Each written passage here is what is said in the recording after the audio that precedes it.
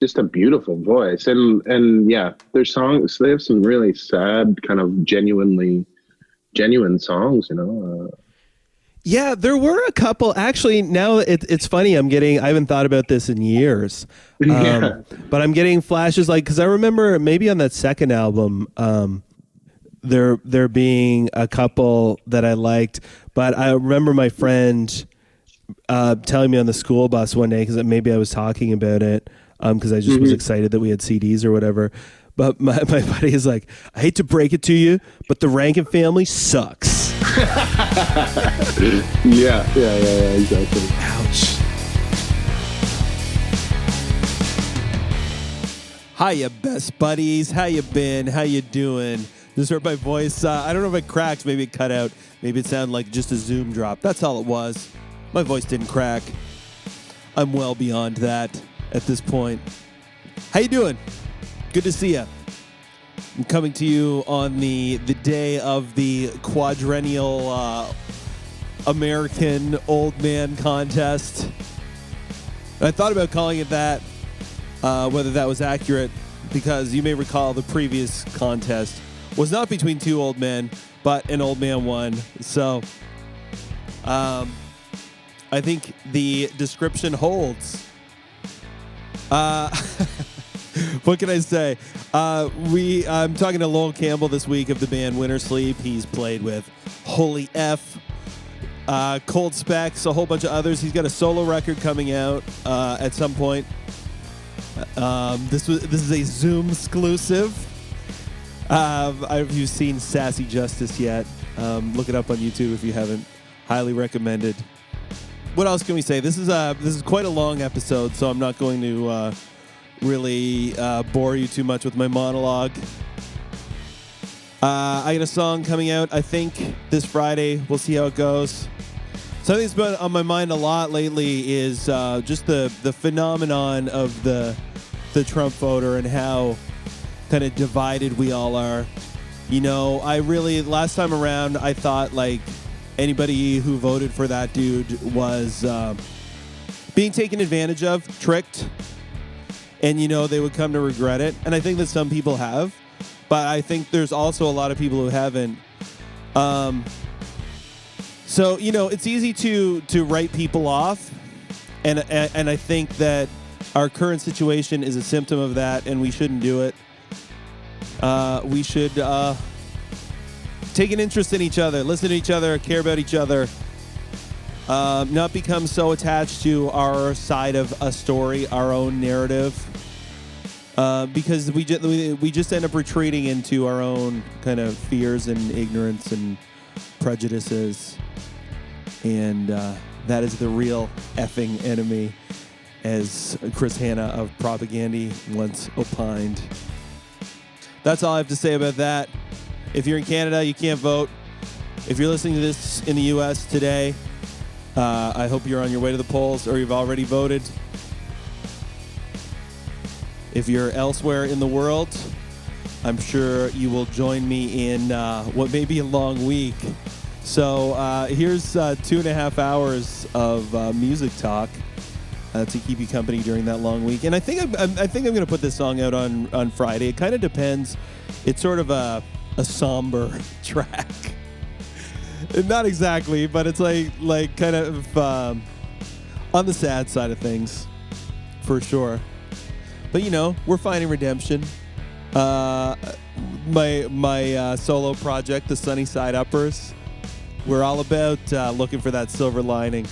So keep your eyes tuned, keep your eyes peeled on the old streaming services, the Bandcamp. I don't know if it's a Bandcamp day this week. Maybe it is. Huh. Buy my track. I get paid about a total of $15 selling these things on Bandcamp. That's not really why we do it, is it, folks? All right. For like videos, notes, blah, blah, blah, check my site, learndrums.ca. Check Learn Drums on Instagram. Loel is Loel Campbell on Instagram. Enjoy. Yeah, since I can't see you, it's actually kind of a relief to not have to wear like my glasses and my headphones. Cool. Yeah. I just don't know how to turn it off. No, it's all good. Cool. All right, Loel Campbell, how you doing? I'm good. Yeah, I'm doing pretty well. Yeah, good. Where are you coming to us from? I'm in Nova Scotia. I'm in Pictou County. It's like, up by the Northumberland Strait, I guess. Sure. Yeah. Your, I was going to say like hometown. Hometown is not exactly right. Homeland sounds weird too. I grew up in a town around the area that I'm in called Stellarton. So I'm by the water though, like in a area called Little Harbor, Black Point area. So I've just got a place here like in March, and just when I was kind of like posed with where I want to spend, where I want to spend my time for the next while, I didn't really want to be in a city. So I thought I'd come down here, and have been here since March 13th or something like that. And it's kind of pretty normal now. Amazing. Yeah. That's a great place to be. I think like, I've got relatives in Little Harbor. Oh yeah? Mm-hmm. Nice. What's their last names?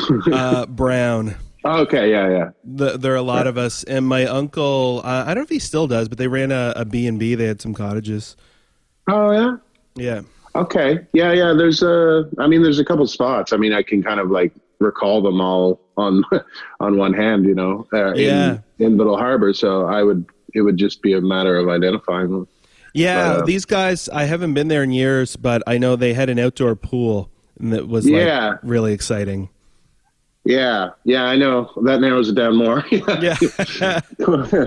Cool. Yeah, and so you had been in Montreal? Yeah, I was in Montreal, I guess off and on for the past 12, 11 years. Yeah.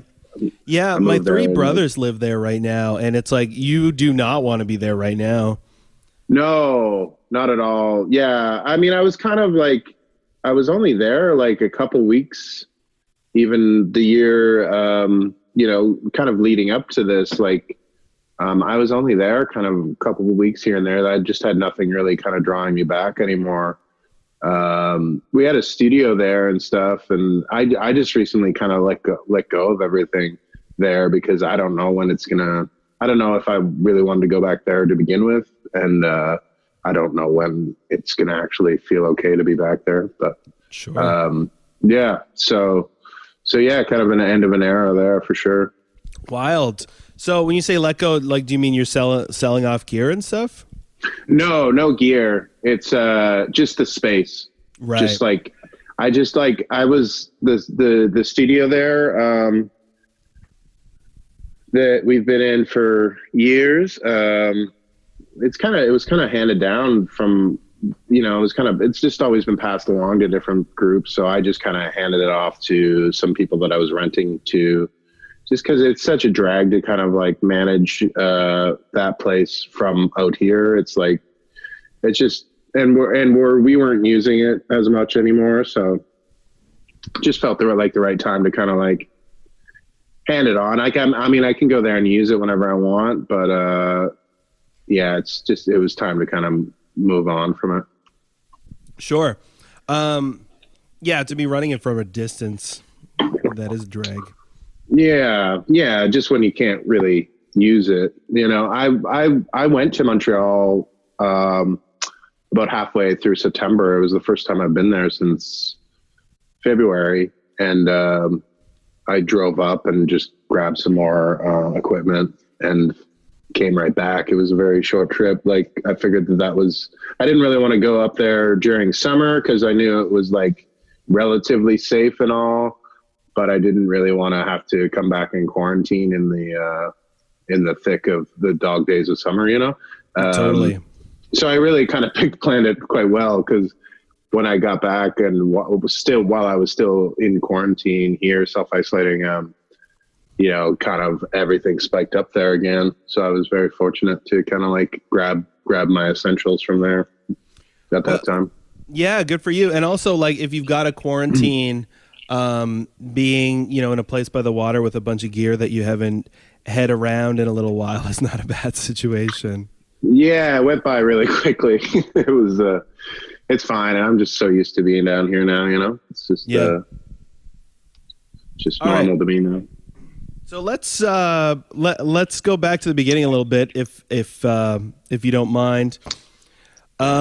So how does a young man from Pictou County end up with a studio in Montreal in the first place? Obviously, there are several steps that lead there. I don't know how much time you got. But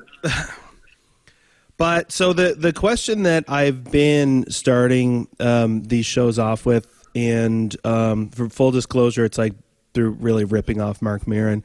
But how'd you start playing drums? I started playing out of necessity, I guess, because I was a guitar player at first, and my first couple bands, I was playing guitar and I was always just like, you know, I just kind of unsatisfied with the drummers in the band, in those bands at the time, and I just kind of like inherently knew that I could maybe do a better job. You know, I just, for what I was looking for, I guess. Yeah. So I switched over and kind of in the position stuck. Yeah. So that's, and then I got it. Shortly after that, I got a drum kit in my parents' house, the house that I grew up in Stellarton, and just started kind of like obsessively rehearsing every, you know, like just kind of trying to pull off things and kind of get things under my belt right away. So yeah, I guess I was about 14, 15, I think. Do you remember what kind of drum kit it was? It was, the first kit that I had was a Westbury kit. Classic. The classic. Yeah, classic black. There was a bunch of those in the neighborhood.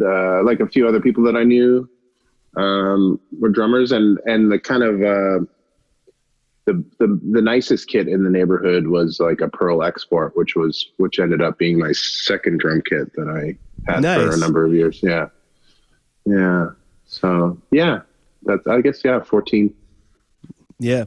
Cool. I have a Westbury stand that I still use, just a cymbal stand, but it's like, oh, nice. It's light, you know, it's like you wouldn't, it will fall over if you are in a high pressure situation, but right.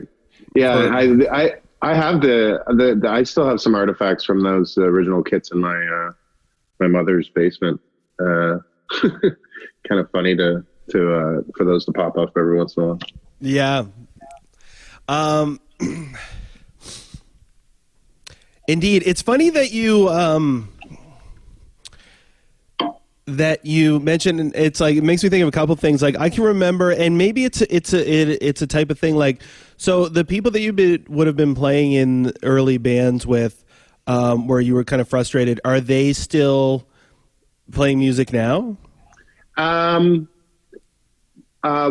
of, like, the very first band, I guess, like, not like, one of them has his name is Ryan McDonald, and he has a band called Alert the Medic. Okay. So they still play, and they've put out a number of records. So like, yeah, that it kind of, he's definitely a lifer in that sense, in the sense of just kind of always needing an outlet. But everybody else is not so much. I mean, I guess like my friend Mike Bigelow, we played in a number of bands together. He still plays too. Yeah. But I guess out of that group, that's kind of the only people who have kind of like really kind of gone, kind of, it's still like super important to them. Yeah. Well, and so that's kind of my my interest in asking the question, because it's a type of thing that I don't know if you necessarily realize it as a young person. Like I certainly didn't. And when I think now, I would say like I'm thinking of a particular band, and I think most of the guys in the band are still playing to some degree, but like some more seriously than others. But it was the kind of situation where it's like, like I need like bass player, don't play the lead line. Like you need to play the roots. But, yeah. It's like if you're just listening to the song, we play like, I don't know, Blink 182, Damn It or something, right? And so to have the guy on the bass going like, it's like you actually need that guy. Maybe that's even a bad example because the root is no. You know I what understand. I mean? I do. Yeah. Like at that time, kind of like no one really knew their roles. and obviously at that time it was like, it was hard to have communication between each other without kind of like people taking things personally or being offended or whatever. Of course. So you're like walking on eggshells for forever. So it's just, that's the thing, I guess, like all it takes is that communication to kind of like, to kind of like help somebody realize or have yourself realize that you're not doing the right things for the song at the time or whatever. Sure. Yeah. And to understand that, like, just kind of how the whole thing works and like, playing your position. Yeah, exactly. Yeah. Which is, I mean, it's a huge thing for drummers to learn too. Were you, once you kind of got into it and you were working on stuff, did you have to go through that phase of like being a real hot dog? I think so. I think it was really hard for me to not try to like be playing like in just kind of like playing everything that's going on, like, I don't know. It was just the way that I was working through things and trying to develop time. And I was like a big fan of the Deftones at the time. And like, just kind of like applying like a busy style to kind of like everything that I was playing. So, I think I really kind of cut my teeth one summer. Like I started staying at my parents' house, like around like the year after I started playing drums. Would you say that it was your own summer? Yeah, it was. Definitely my own summer. Yeah. Cause my parents stayed in a cabin in the summers and I had the rule of my house and I was able to just like kind of have people from the neighborhood over and jam all the time. And like we'd spend countless nights just playing like, Machine Gun, that Jimi Hendrix song. Just for hours on end. That is sweet, man. That's the dream.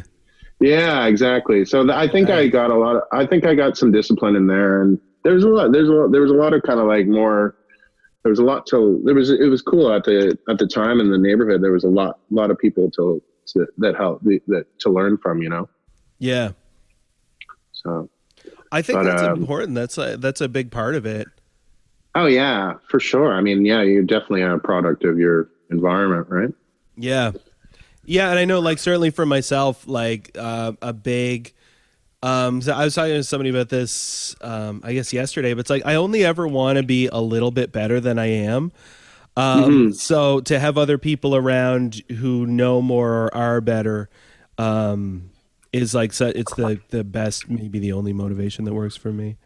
Yeah, totally. Yeah, that's the thing. You just want kind of like to get your toolbox together and have everything that you kind of like need within reach to kind of pull things off, Yeah. But that's the same kind of idea for me, for sure. Interesting. Okay, so when I first saw you play, you were using just one cymbal. Like it seemed like you had already had some kind of like stripped down sort of thing. And then the other thing that would have really struck me and like stood out at that time, it's funny that you say these things because but I think coming to it from the guitar makes sense because the parts were always very arranged, so it seemed. Right. Yeah. I remember that. I used one cymbal for a really long time.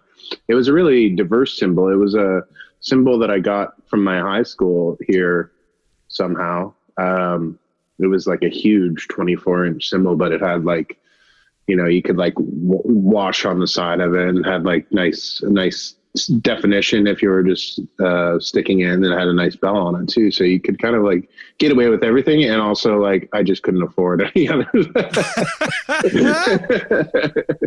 But so it was that cymbal. I was very lucky to have that for as long as it lasted. I remember it lasted till probably like 2004 or 5, I think. And it just ended up having like around the bell, like a huge like rectangle missing from it. Yeah, just a bit too much wear and tear. That's great though. It was a K, wasn't it? A Zildjian K? I think so. Yeah, but an old one. It was like from the 70s. There was a K. I tried to replace it with a K. It was very heavy and it was kind of unruly. I used that for a couple of years, I think. But yeah, it was kind of like, had like a brilliant finish, that K one, if it's the same one you're talking about. It had like brilliant finish, and it was just kind of harsh sounding. It wasn't as musical. I was always kind of like not super stoked on it, if that is indeed the one. But the one that I got from my high school, the big guy was like, it had to be from the 70s or something. It was a different era. Cool. Yeah. I mean, I like darker cymbals personally, and that would certainly fit the vibe of the music. But also like having a cymbal that big, like you can kind of do everything, but it's huge. Like that wouldn't fit in a cymbal bag. No, it didn't. And so that's probably why it was damaged so quickly too, because we were kind of like playing around the region, and probably were going to Ontario a bit at that time. Yeah, so they probably led to its deterioration.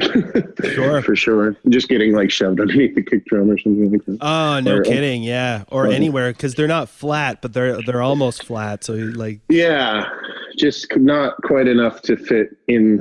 It was always compromised when you were trying to fit it in with 5 people in the minivan or whatever. Right. Funny. Yeah.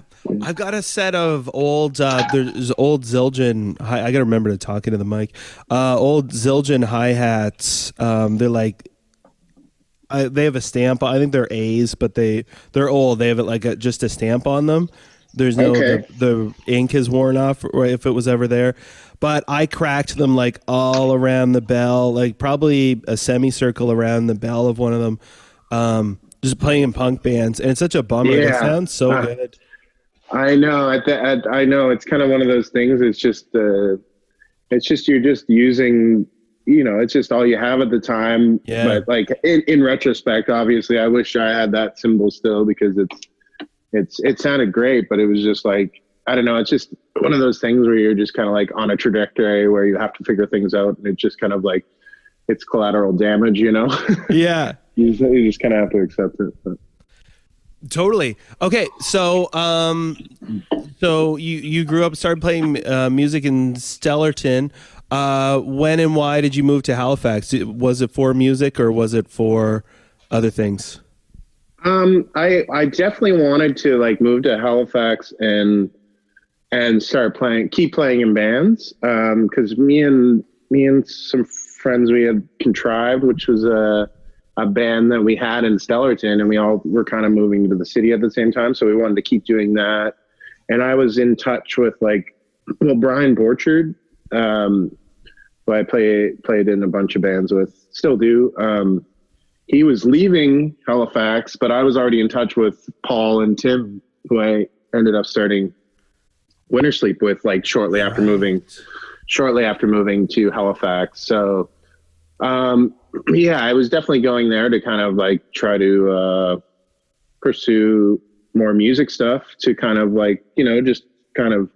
just trying to learn more and, just get better, play more shows. Not really, definitely never, still don't really have a career as kind of state of mind in the experience, I guess. And because I went to school, I was going to the community college while we were still jamming. I was kind of I ended up taking something at the school that I kind of already knew, like graphic design and some programming stuff, which I kind of taught myself through high school, so I kind of had an easy ride through those years of school because I kind of already knew it, so I could kind of like spend more time joining in as many bands as I could, I guess. Right. That's interesting. So yeah, I guess I kind of got ahead of myself because one question I had is like before you like while you're still living in Pictou County, were you playing regionally or was it all in town? I think it was all in town, just like shows that we would organize at like Legions and stuff. But we were doing, we were bringing in people from outside of town. So we had like one of Mike Catano's bands, The Plan, down to play with us. So we had, I think we had a band from Ontario, Kitchens and Bathrooms, I think came down while I was still in high school. And we were kind of trying to bring people in and, you know, just kind of develop a bit of a scene. Not that we were, you know, just kind of, you know, just have bands that were like-minded, that weren't just like Try to Glee Up cover bands or whatever play with us, you know, like, you know, just kind of a bit more, kind of bands from Ontario that were kind of touring in the region that, kind of seemed to be like Sarah share a similar taste to us, I guess. And, we try to host them, you know, it was just a few shows here and there, but, but yeah, I don't think we ever really, I think the first shows that we played in Halifax were like the first year that we moved there. Right. Okay. Yeah. And for those who don't know, although although I've been getting a lot of listeners from the U.S. recently, which I don't know what to attribute it to, but for those who don't know, how far away from Halifax would you have been? A couple hours?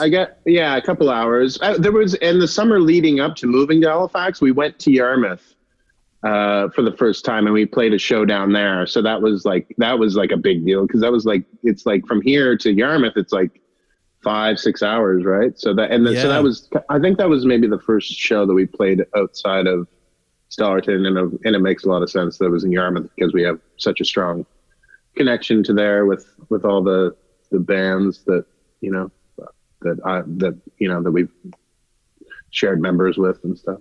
Yeah, and the vibe there seems to be a sensibility. Mm-hmm. Okay. I gotta reset my brain here. So would those have been all ages shows? Yeah, for sure. I think the first bar show that we played was at like the old Tribeca. I don't know if it was Tribeca then, but I think it was like John Epworth asked us to play, like to open for the Dean Malenkos. I think that was the first time Contrived played a bar show. Cool.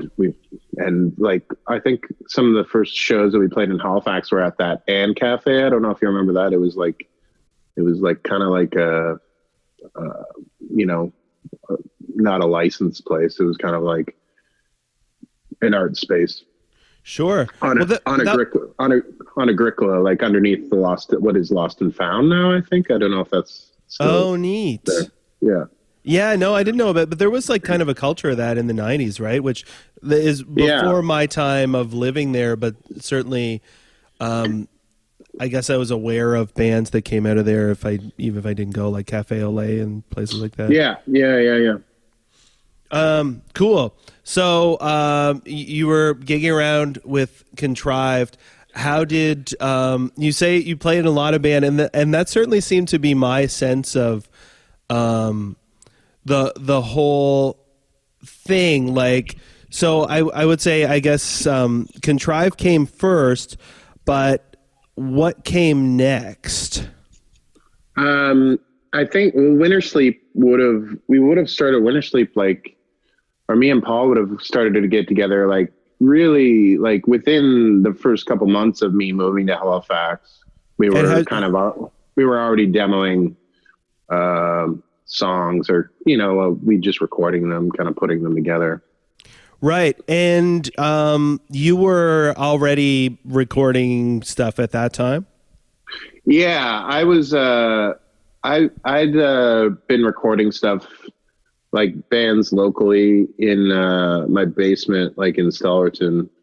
And it was like, I didn't have any gear. Like I was just kind of like makeshift, kind of like using what I had. I had like Cool Edit Pro on my parents' computer. I don't know if that was kind of like pretty, it worked pretty well, but I didn't have many inputs, and I just kind of like submix stuff through like crappy mixers and stuff. But it was, it was good it was better than nothing.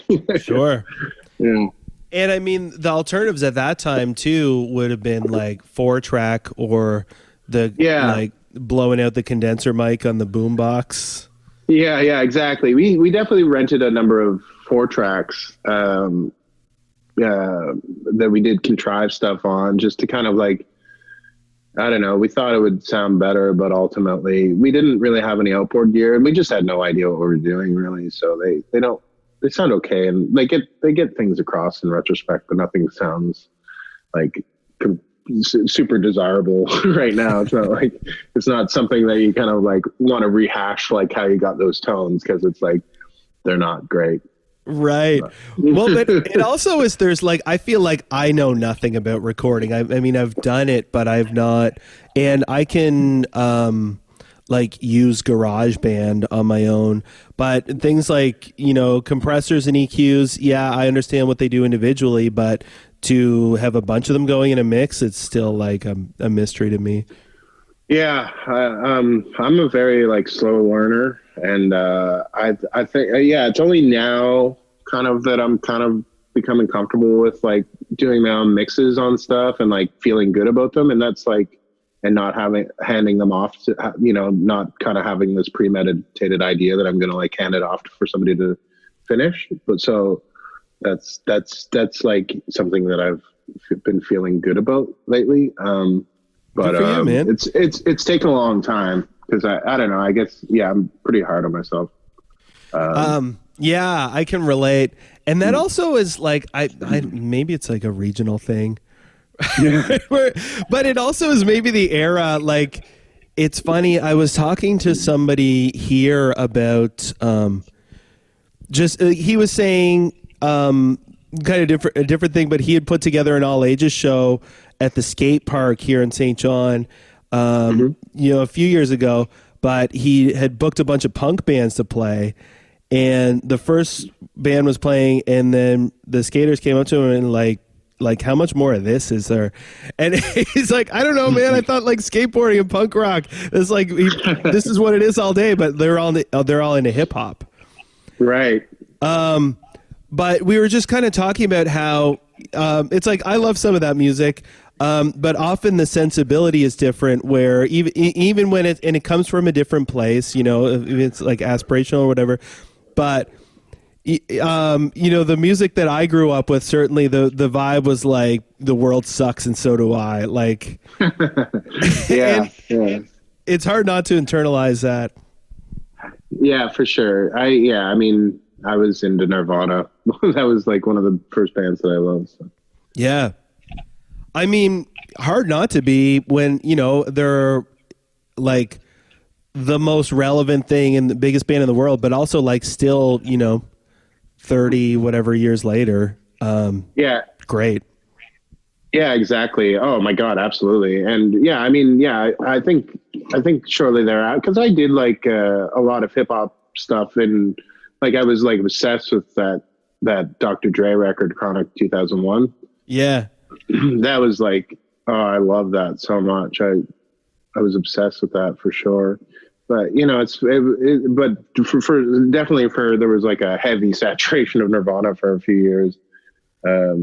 But yeah, I mean that's just so relatable. I think for people, like growing up in our region and stuff like that. It's just like, because you can, at that time, like, I don't know, like, like you'd see like the Rankin Family as kind of like the big kind of regional act. And it's just kind of like, well, I can't really, I do now. I love a few Rankin Family jams, but at the time I was like, like it wasn't really speaking to my soul. No, me either. And I can remember, actually, it's funny that you mentioned them. we like my parents getting a CD player, and we had one CD, and it was the first Rankin Family album. I would put it in just to like be amazed that it was spinning and music was coming out. But yeah, it wasn't what I really listened to. I'm from PEI, so Lenny Gallant was the big thing. Oh yeah. Is he from the island? Yeah. Oh, okay. Yeah. I mean, I don't really know any of Lenny's stuff, but I've grown to appreciate the Rankin Family a lot. Raylene has like a crazy voice. She did, like totally singular. Nobody else sounds like her, I find. But interesting. Yeah, it's just a beautiful voice, and yeah, their songs. They have some really sad, kind of genuine songs, you know. Yeah, there were a couple. Actually, now it's funny. I haven't thought about this in years, but I'm getting flashes because I remember maybe on that second album, there being a couple that I liked. But I remember my friend telling me on the school bus one day, because maybe I was talking about it because I just was excited that we had CDs or whatever. But my buddy is like, I hate to break it to you, but the Rankin Family sucks. Yeah, exactly. Ouch. But yeah, I mean, the Mull River Shuffle. That's a great song. It is, yeah. Yeah. I don't know. There's a few and far between, but it's just kind of like, just it was not my bag at the time. No, I mean, anything your parents listened to. Yeah, anything with a fiddle, I was not digging.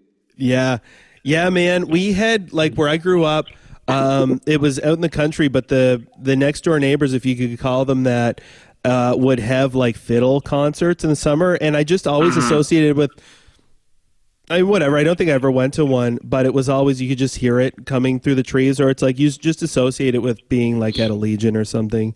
Yeah, and yeah, that's the thing. And at that age, I guess, I guess it's just rebellion, because it's like, I mean, at that age, given like perhaps where you or I are at now, you could probably that might be a beacon at this age. Sure. You know, those people are probably pretty cool if they're playing fiddles.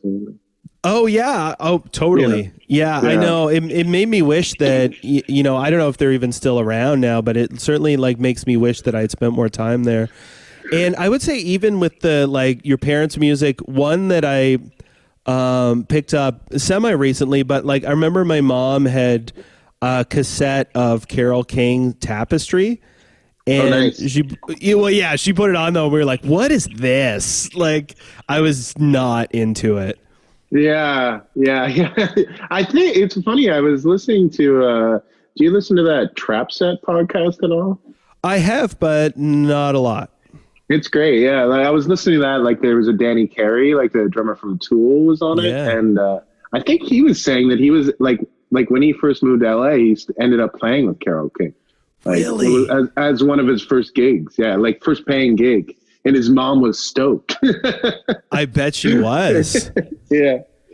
That is wild. I find that hard to. It's like, of course he's good enough, but yeah.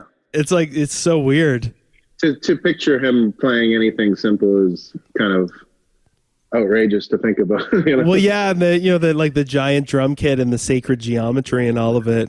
Yeah. Wild. That's cool though. All right.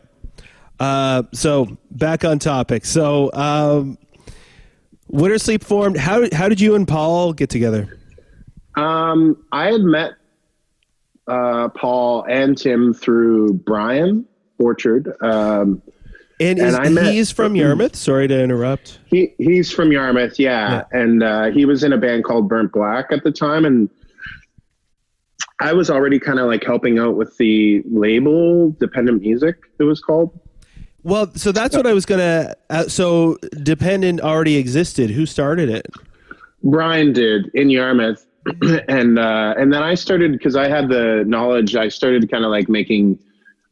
building the website and stuff for the label and for the bands, just as a kind of well, it was just became, the internet became a thing, and it was just like, I can help in this way. And we set up message boards and stuff like that. And it kind of developed more of a community, that sense, more of a presence, more of a place that you could send people to.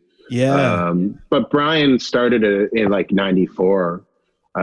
So they were just releasing a few things just by like Burnt Black and Christopher Robin Device, and just kind of very kind of insular, small, closed group. And then Paul and Tim's band Carrie, I think they released something on it, and then Contrived released something on it. So it kind of like started developing more of a web, and we had a few, like, ended up like, I think the last release on the label was like Land of Talk was, I think, their first record was.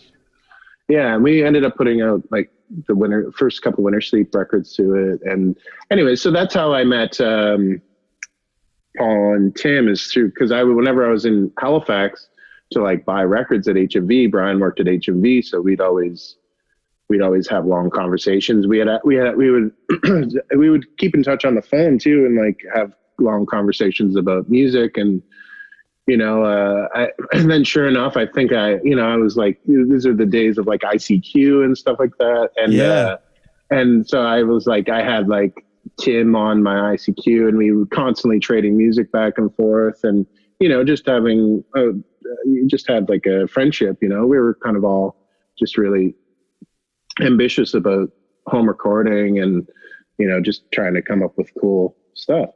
So it was kind of like it was kind of a no-brainer that as soon as we were all in the same place, we just started working on stuff instead of just because it was the only thing that was holding us back was the distance. Well, yeah, and it wouldn't be, I mean, not that it's something I do a lot of now, but now you could conceivably send files back and forth and collab that way. But that's what we've been doing. Oh yeah? Funny.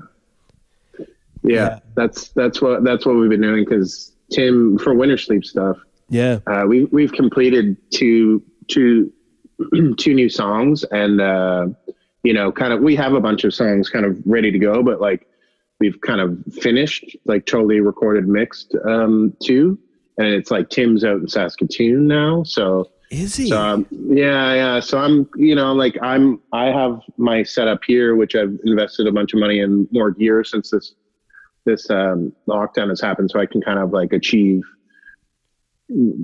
stuff, like really stuff that I'm totally satisfied with here. Yeah. And so Paul will send me his vocals, and Tim will send me his parts, and then I'll put it together here, which is like, it works. It's like, it's totally fine, but I think it's taken the course of the span of 20 years to kind of like be okay with it. Sure.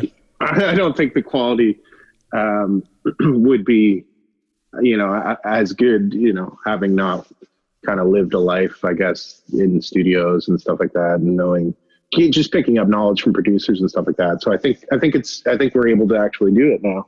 Seems cool. Like it anyway. That's exciting. Yeah, it is. And obviously with, pandemic and all. Well, it's nice to be self-contained.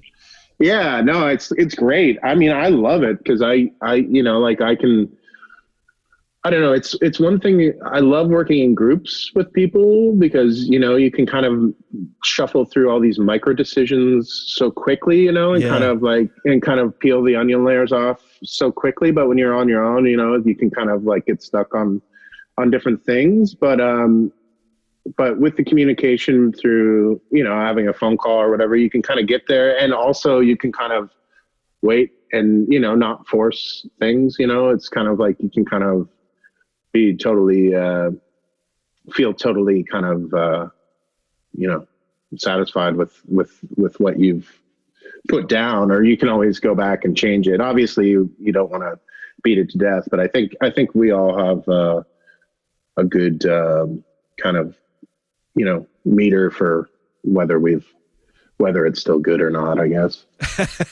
Well, and you've been working together for so long, so you probably have some sense of like what each other are into, although that evolves, and that can Yeah. and change over Yeah, time. definitely for sure. Yeah, no, it's still just kind of, yeah, feeling it out as we go. Yeah. Um, if I can be a gear nerd for a question, but it's not even to nerd out. It's because I'm actually trying to learn this stuff myself. What kind of mics are you using on your drums? Right now I'm using three different kick mics. Which, because I don't know, just lately I've kind of been changing my setup from time to time. But like on the kick out, I'm using a company from Austin, Texas, Warm Audio. They do like this copy of like the ultimate kind of kick out mic, the FET 47. So I've got a FET 47 out front, and I've got an RE20, the Electro Voice, in the kick, and I also have one of those Beta 52 Shure mics inside, which has a lot of bass to it. So I kind of like have three mics on the kick, so I kind of have my bases covered generally, just for the setup that I have right now, because I have the front head off this kick, and I have another kick drum in the front of it, and I have Wow. yeah. So it's kind of like a drum tunnel at the moment. Yeah. But I have like five different drum kits here, so I can like kind of diversify depending on what kind of song is happening. And then on the snares, I just have like top and bottom 57 Shure 57s, and Yeah. I have these weird. We had a Shure sponsorship for a while, and so we got some free microphones. So I've got these. It's kind of interesting. I don't know if they're supposed to be on toms usually, but they're like this. They're not a small. They're kind of like in between a small and a large diaphragm microphone. The Shure KSM 32s, and I was just been stoked about those. They sound great on the toms, and yeah, I just kind of use this Canadian company, Kel. I think they're discontinued, but they have like a U67 copy that I use for the room sound, and yeah, a couple other little like pencil mics, like the KSM 137, which is like just like a little pencil mic, which is good on hi-hats or ride, or just kind of constantly moving stuff around depending on what needs more attention in the song, and Cool. depending on the song. Yeah. So it's cool. I'm stoked to have all these kind of like this dream scenario right now. It's yeah. It's overwhelming. Well, and time to work with it. Have you like treated the room acoustically? I've been renting this place on the water here, and it's kind of like, it's concrete structure, and it kind of like looks like almost like a Spanish like little villa place or something. It's just like one main room with a kitchen off the side and two bedrooms off the side, and then there's a foundation with like an unfinished basement.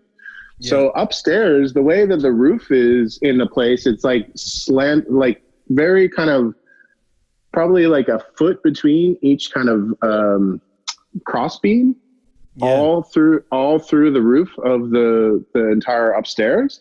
So I find that it actually acts as a diffuser, and it just kind of naturally sounds quite.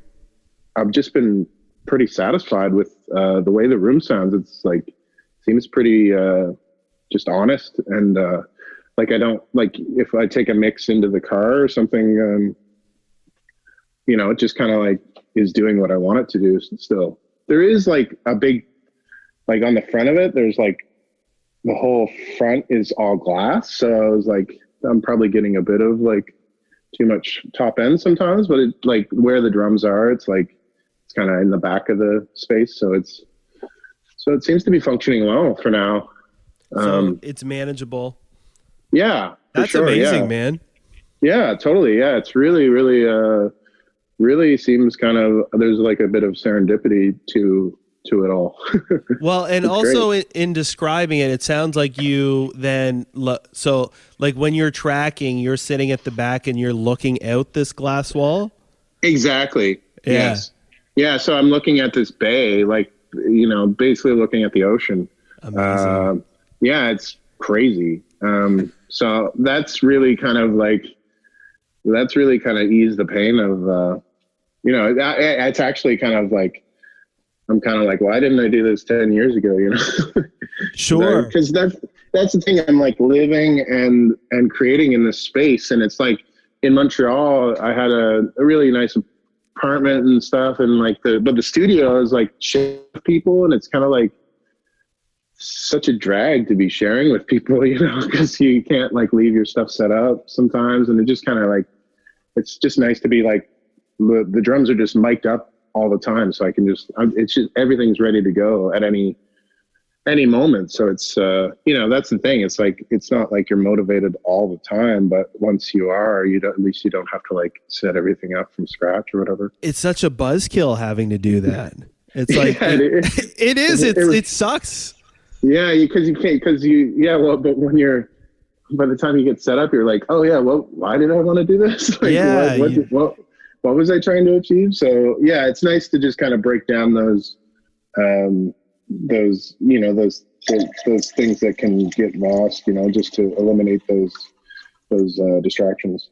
Yeah. Even if that's just setting up, because I'm here by myself too. So it's not like I have like an engineer, like I'm self-engineering everything and playing, I've had like a few people down to do live stuff. Like Brian came down and Matt McQuaid, and we've done live stuff, and that's cool because Brian's a good engineer too. And, but for the most part here, it's just like, yeah, I just kind of need to make things easier on myself, as far For sure. Yeah. Brian is back in Nova Scotia too now. Is that correct? Yeah. He's in the Valley. Yeah. Javo told me that. Mm-hmm. Cause he played a show here at Bunkhouse, and it was like the weekend of like the impending shutdown, and I just was like, I was gonna go and I was exhausted and I couldn't make it. Now it's like, in retrospect, it's like last show for a while. You could have just done it, Yeah. I remember that. I remember when he did that. Yeah, I think Jesper might have put that on or something. Who?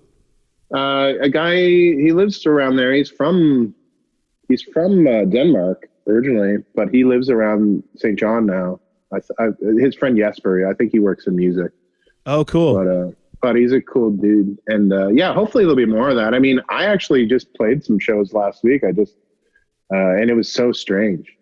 Where'd you play? I played in Halifax and in PEI. I was just feeling, like last minute, I was like when I came back from Montreal, Matt Mays, who I produced his last record, we recorded it together and stuff. Yeah.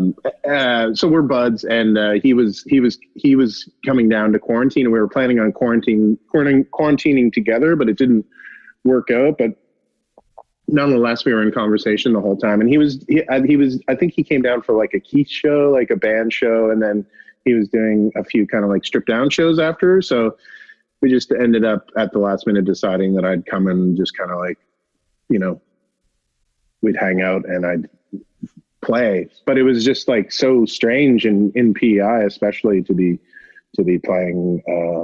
It was like kind of like pretty normal. Maybe too normal. It was there was like people up dancing at one point. I was just like, ooh, I don't know. Not too close. Where did you guys play? It was called the Trailside. It's like, oh yeah. It was it's Pat's place that he moved from. I think they shut it down outside. They had the cafe in Mount Stewart. It's the old Myron's now? Is that right? Exactly. It is, and it's really great space. It's beautiful. Cool. That was a cool venue, but I always felt like, I lived in Charlottetown for a year, and I felt like it was underused as a venue. The Myron space? Yeah. Yeah. No, it'll be cool once it opens up again. It's kind of set up for like a small group, kind of like acoustic kind of, seems like maybe like not a full on rock show could happen in there yet, but I think that's kind of par for the course right now anyways, but sure. But it was interesting. Yeah. It Yeah, it it is interesting. Well, because the masks too are super not mandatory over there. I don't know if that's changed, but I know No. here in New Brunswick, like as of last Thursday, any public place indoors, you got to wear one. Yeah, yeah, it's always been that way in Nova Scotia for, well, at least for since like May or something. And yeah, that seems to make sense to me. And it's not. I don't. Yeah, seems like a good idea. Yeah. So it also strikes me that it's like there's no good time for this to happen to a touring musician. But in terms of Wintersleep's trajectory, like you guys had just finished an album cycle not that long ago. Yeah, it definitely. I feel for all the people that put out records in March, No and kidding. have been putting. Yeah, but yeah, just because the infrastructure to kind of like support it all is not there anymore. So yeah, I mean, yeah, we're lucky in that sense for Wintersleep because we basically played the last show for our last album in November of last year. So we were kind of already writing and working on the next record. So obviously that slowed things down, but there's not really a big rush to, produce anything quickly. Yeah. That's the way I'd rather have it anyways. Oh yeah, of course. Yeah. To be able to get the juices flowing. Yeah, I know. I bought the new Caribou record, and he was going to do. He was like going to play Montreal in March, and I was like, oh man, it'd be cool to see him. Maybe like he's playing Montreal, he's playing Boston. Maybe I'll go to one. And those have gotten bumped a couple of times and just canceled recently. Yeah, crazy, eh? Yeah, I mean, yeah, I think we had some stuff booked tentatively for like around this time, just kind of like a East Coast tour, just that we were gonna, go out and do, just because it seemed like people were interested. And but yeah, I mean, I think the next things that we have booked are like next fall. Yeah, right. And is that just because you don't want to book anything sooner? Because like, yeah, I mean, yeah, we played around with it and we never even announced anything. I think we just have holds for next fall because we've just been pushing it back and it would probably, who knows, it might get pushed back again, right? So. Well, yeah, I mean, as we've seen even stuff in Halifax too, like Jimmy World was gonna, they were gonna do a show in April, then it was gonna be 2 shows, and then nothing, and then we're gonna do it in September, and then no, it can't happen. Yeah, exactly. It's crazy. It's just unprecedented to kind of, yeah. I mean, you think about all these different agents and like, people in the, that spend like their day to day on kind of like keeping bands on the road or like working or whatever. And it's just like, it just must be such a bummer to just kind of being moving every date that you got to like delay or whatever. It's just like, being defeated, it's just like, must be such a drag to be kind of like working on this stuff to be disappointed time and time again. But, I mean, it'll come back at some point, right? Oh, it's gonna. I mean, I think people are so from the little bit of playing that I've been able to do. I think people are hungry for it. Like I've certainly found it's like I didn't realize how much I missed it. But I heard a quote from somebody who was talking to a friend who's a booking agent, and they're saying like my entire job right now is booking tours and then canceling them. Yeah, absolutely. It's probably not great for feeling fulfillment, No, I wouldn't think so. Yeah, there's been a bit here. I mean, I've gotten to go out and play solo a bit, which wouldn't have happened in a normal year. There were like the boardwalk here has just been looking for local artists because they got to put something up there. I guess they got a bit of a budget. But also there's not the, demand from tour. Nobody's trying to book that stage who doesn't already live here. Yeah. Oh, that's great that you got to get out and do a bit.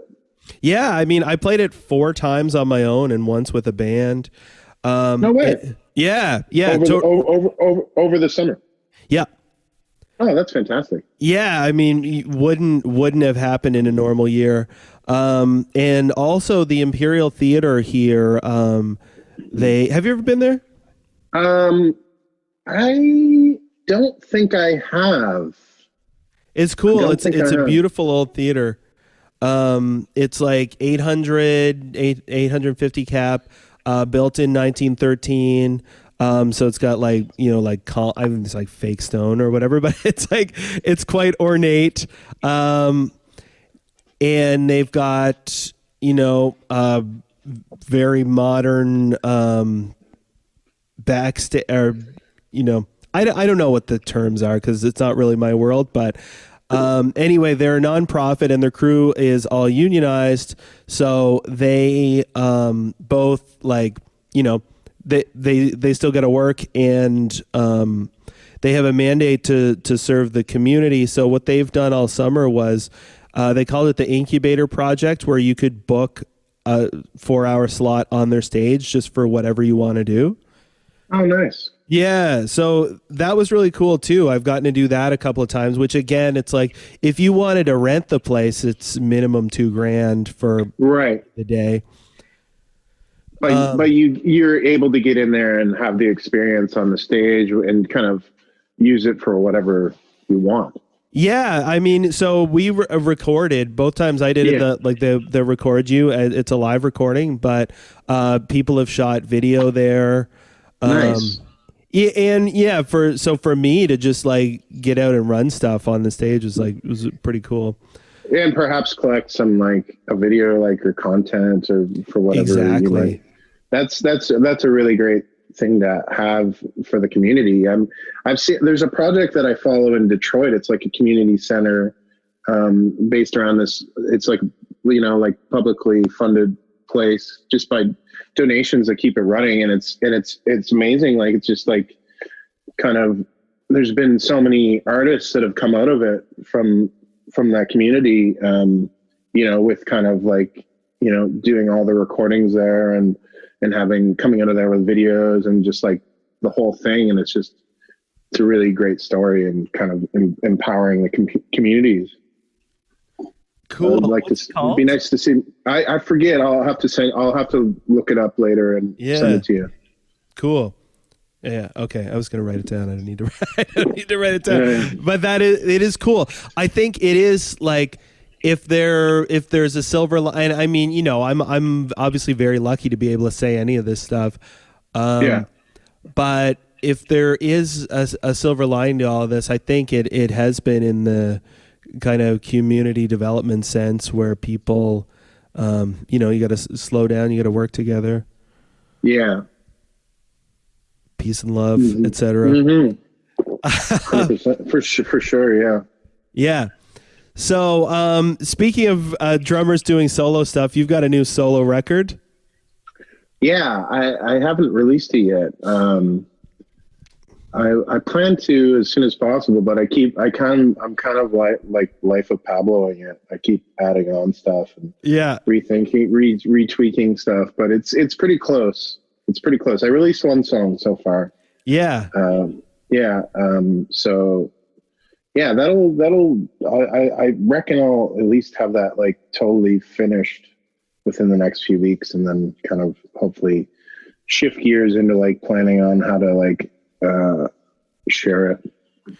This is the question now, right? It's like, do you just like throw it up online? Do you, because obviously you can't tour to promote it. Yeah, exactly. I don't know. Yeah, like it would be nice. Like I'd probably put together like, I did one stream for like a live stream with a few friends that kind of filled out the band for me. For like my friend Scott, who passed away a couple of years ago, is charity in Scotland. They asked me to do a stream, and that went really well. So I think if I release the album in these, while things are still kind of shut down, I'll at least do that, like organize like a full band stream and just kind of try to do things like that, just kind of join in on. And not that it's the same sort of thing, but it's you know, at least something to kind of like, you know, make the performance of the album tangible. Yeah, well, and also to like, actually, I think there's value in like just doing something to commemorate it, taking the time, and yeah, well, I mean, I've seen it with other people. Like, I mean, Kathleen Edwards released a record recently, and you know, it was crazy. Like, I mean, her first album back in like years and years, and she got so much press around it. Yeah. And then, you know, it's like, well, you know, you're just set up to have this awesome tour, but that doesn't exist. I mean, I'm sure for somebody like her, she'll be able to come back to, you know, like a tour at some point. But, you know, all this build up where in the past you would be going on tour, and then, you know, it's all just culminates in one evening in an empty room with some GoPros, you know. So and that is strange. So weird, man. Have you tried doing that? Like just playing for a camera? Yeah, I did that one stream, and it's like, I mean, I did it with the band, so it felt like there was you know, communication and conversation going on within the band. So it was just like everybody was trying to just play the songs well, which was like, you know, like rewarding.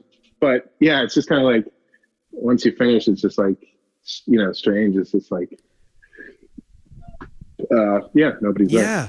That's what I found too. It's like while you're playing, you're in it and it's fine. But as soon as you're done, you're like, okay, well now I'm just like staring at my phone. Yeah, exactly. It's really weird. It's just like, yeah, just feels like surveillance, you know? Yeah.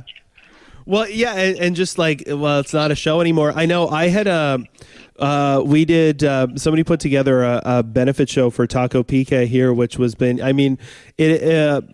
had been open 30 years and it had been a venue since I moved here initially in 2013, and it's been running as a venue since before then. And yeah, I was aware of it. Yeah. And like he'll book anyone. It's an all ages space, which is like really valuable. I wouldn't have known that there was like a vibrant, like kids with rock bands and kids turning out to see them. Like that was really cool to see. But anyway, I think it had also been kind of in a tough spot for a while. And then, you know, this sort of like forced the issue. And so they had to shut down, did they? Yeah. Well, I think it was like one guy doing all of it by the end of it. It's a lot. It is, yeah. And he had like some health complications too. I think diabetes, which I didn't know about until I probably most people didn't know about. But anyhow, they did like a farewell live stream, thank you concert or whatever. And so, you know, just people volunteered, and I put in to play a set. And then the guy who was organizing it, because he had it coming from so many different sources, he's like, actually, can people record their stuff and send it in? And, you know, I thought, sure, no problem. Everybody's got a camera on their phone or whatever. But I like set it up in my basement, and I had all my little electronic gear, and, you know, start the camera. And I was like, I'm going to record the audio onto my computer. So start it, playing my set, get about 3 songs in, and then I like maybe, you know, and I like said a little speech about like, thanks, Santos. Important space. And then I get in the 4th song, and then I made a mistake. So I was like, maybe I'll just pause it and check, see how things are going. Forgot to hit record on the computer. So it's only the phone audio. So I'm like, God damn it. So start over. Yeah. Do the start of the set again. Now it doesn't feel as good. And I go to check after like 2 or 3 songs, again after like saying now the second version of my little speech, and the phone has shut off.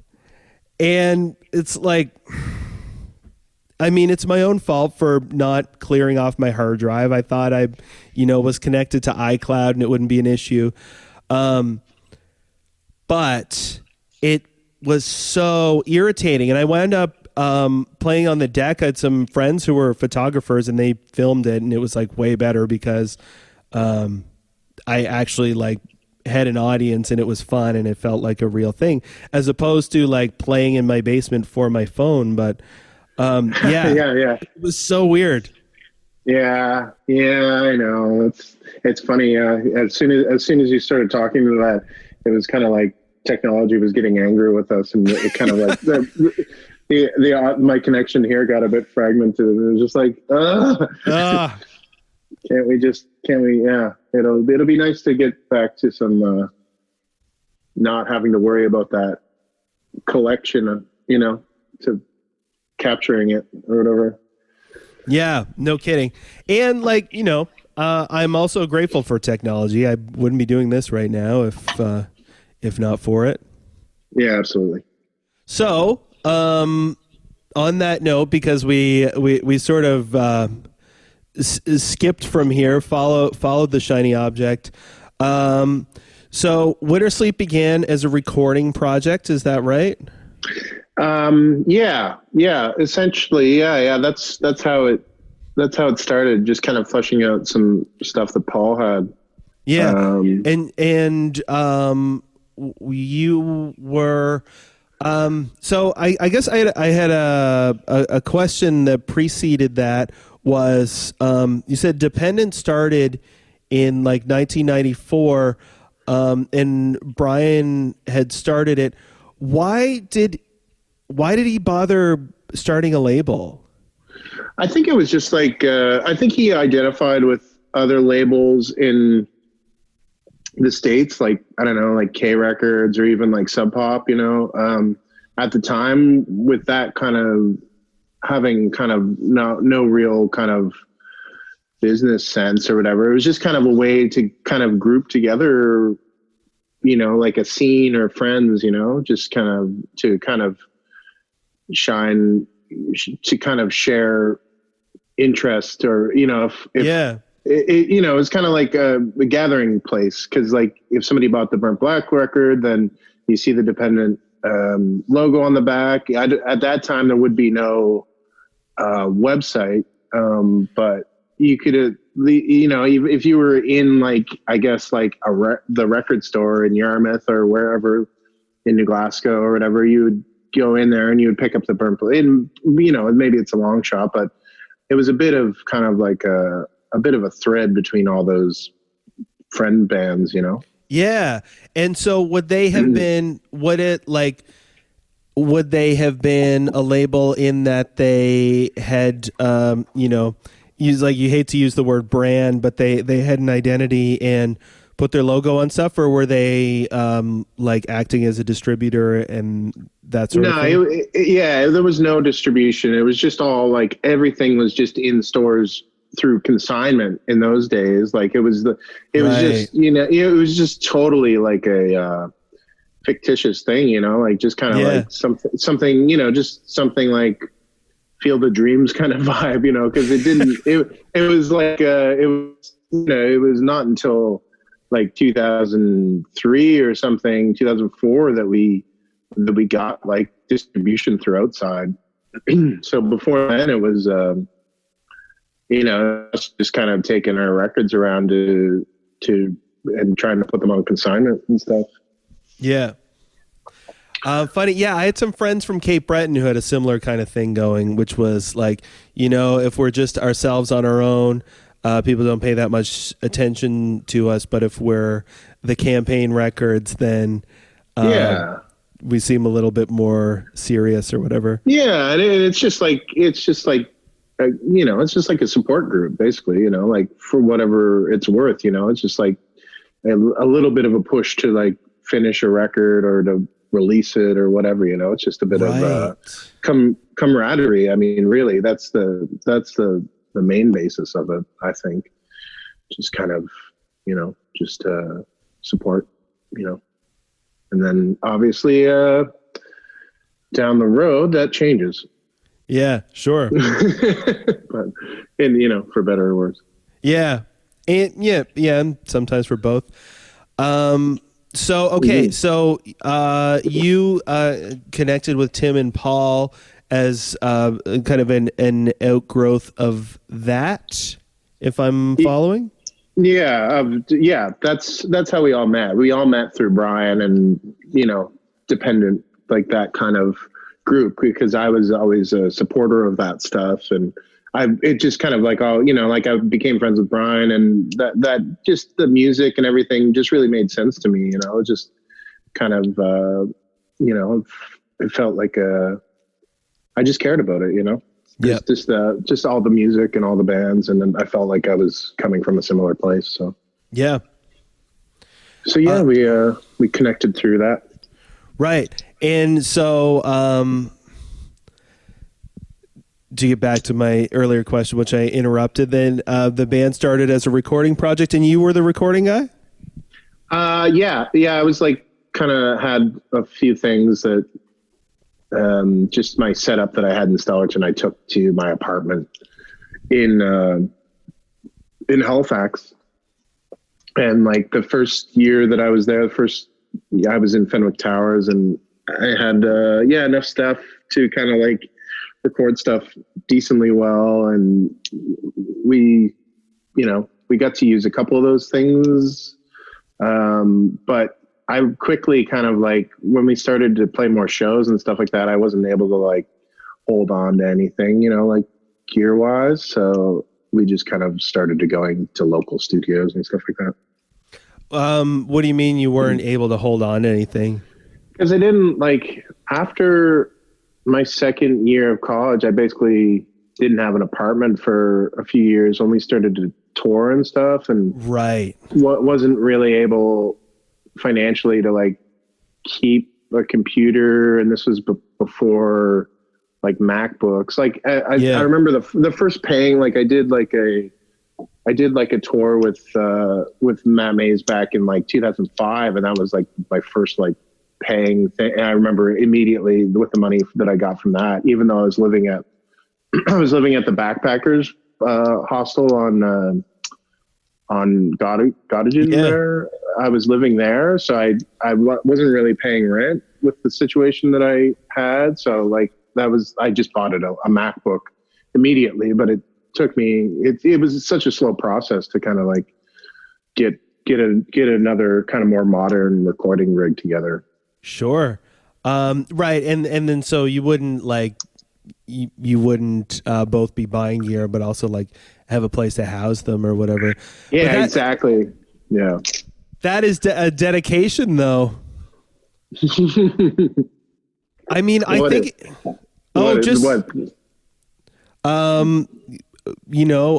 being willing to forgo some comforts. Yeah. No, for sure. It was just the only option at the time, because I don't know, you're just kind of blinded by this, because we always had shows to play and stuff like that. So it was like, that was the comfort, Yeah. Was the shows on the horizon and just kind of keeping those coming. But totally. Fortunately it happened for a number of years. My adult life, I guess. Yeah. Well, and so, like Wintersleep, would you say that band blew up, or? I don't know. It depends. I mean, beyond my imagination of what my goals were in high school for music was like making a living off it wasn't one of them, So yeah. I'd say yes. Just in what my trajectory of what I thought was going to happen. Sure. I guess, but unlike, I don't, we're not selling out arenas or anything like that. We do well in places, but yeah, but you guys you're still like working for it. Yeah, for sure. Yeah. Yeah, that's one thing I was struck by. I saw you guys in Fredericton. I guess it was last year. And And and it's like the band is doing well, but you're exactly right. You're not playing at the hockey rink, and you're going out there and you are like giving it your all for that crowd. And yeah, you're not coasting. Yeah, for sure. No, I think I think there's been different iterations of the level that we're playing at and stuff like that, and just personally going through different kind of different things or whatever. But I think we where we were playing, the level that we're playing at, I think we were still getting better, so that's great. It really has never felt like it's just kind of like throwing in the hat or whatever, like just kind of I wouldn't think so, because the band has evolved also through the years. So we'll get to that, but first I want to ask about how you guys started like touring and playing more. Like how do you start getting shows out of town, that kind of thing? Kind of like off of we kind of, when we would put on those shows like in this area, like we would be in touch with bands like from Southern Ontario, Gaffer was one of the original bands that we were in touch with. And Mark Nass, and the bass player from that band, ended up starting this band called the Sour Keys, and then there was the Ford plant around that in Brantford. They were from the same band. Yeah, I remember. Yeah, and so there was a bit of a scene happening in Southern Ontario that was very much in line with what we were doing here, and there was a couple promoters that were very supportive, like in Hamilton, Brody at like the Underground, and what was the Raven, and it just gave us a few kind of like 3 or 4 stops to make. And Sean Scallon, obviously in Ottawa, I think he would even book us back then, depending on, I think, Contrived, definitely. And you just keep going and developing more and more contacts. So we did that trip to Ontario, like we'd do it every season, I guess, or whenever, as often as we could. And just slowly started kind of developing, like, we weren't working with booking agents then. So we started developing our own kind of like routing or whatever, like circuit, and a lot of all ages places. And then I guess, at some point we got an agent, and like a booking agent, and we were kind of having more openings as far as like, getting into like a horseshoe night or whatever, and kind of more the usual circuit, I guess, or whatever. But we were still doing the all ages stuff too, so it was a nice blend of things. Yeah. I think that's how it started. And then, we just kind of kept trying to like connect with bands that we liked, and thought, always just trying to like have a good pairing. Mm-hmm. And did you, how did you connect with your agent? Did they find you? His name's Steve Butler. That was our first agent, as Wintersleep, and I forget what happened there. I think he might have contacted us. And he was with the Feldman Group. I forget how that happened, but I think it came off of like maybe playing like a Toronto, one of those CMWs or something. I don't know. It was so long ago. I can't really remember how that happened, but yeah, kind of, there was a bit of infrastructure that was kind of like more in line with like a usual kind of music industry kind of thing. Sure. But it's valuable to have that groundwork on your own. And the all ages thing too is, I don't know if it's as much of a thing now. But yeah, I feel like that was so crucial, not only for, those are certainly my first experiences, and like, really the excitement, but also like, if you can make fans who are teenagers, then they will go see you for the next 15 years. Yeah. No, for sure. I mean, I still see some of those people that I saw like at the Simcoe Knights of Columbus, like hall, that it's just, yeah, it's crazy to have had that trajectory with these people, that are still there. Like I still see Mark Anasson and like people that we used to play the Ford plant with and stuff like that. It's, I don't think we've alienated any of that. Those connections, those relationships. That's cool. The Ford plant seemed like a cool place, but we never, I don't know if it was just kind of done by the time that we got out and were doing it. Yeah, I think that it probably stopped in like 2005 or 6. I don't know. It was a while ago. We played there a lot. Yeah, it was great. And they had like Constantine's played there, Blue Rodeo played there, Arcade Fire played there. Like it was just funny because like the room held like 50 people, but it was just, it was just, I think it was just even the kind of lifeblood of the place was just that, it's just, it was not to be, it was kind of not an emo thing, but it was just, it was just very, just people looking for any sort of avenue to share what they're passionate about, Yeah. Well, and it seemed like, even as somebody who had never been there, like a cool place. And I think that does travel like that. The existence of a place where, I don't know, it feels like music is really valued. Oh, absolutely. I mean, yeah, the 50 people in there are hanging on every note, Yeah.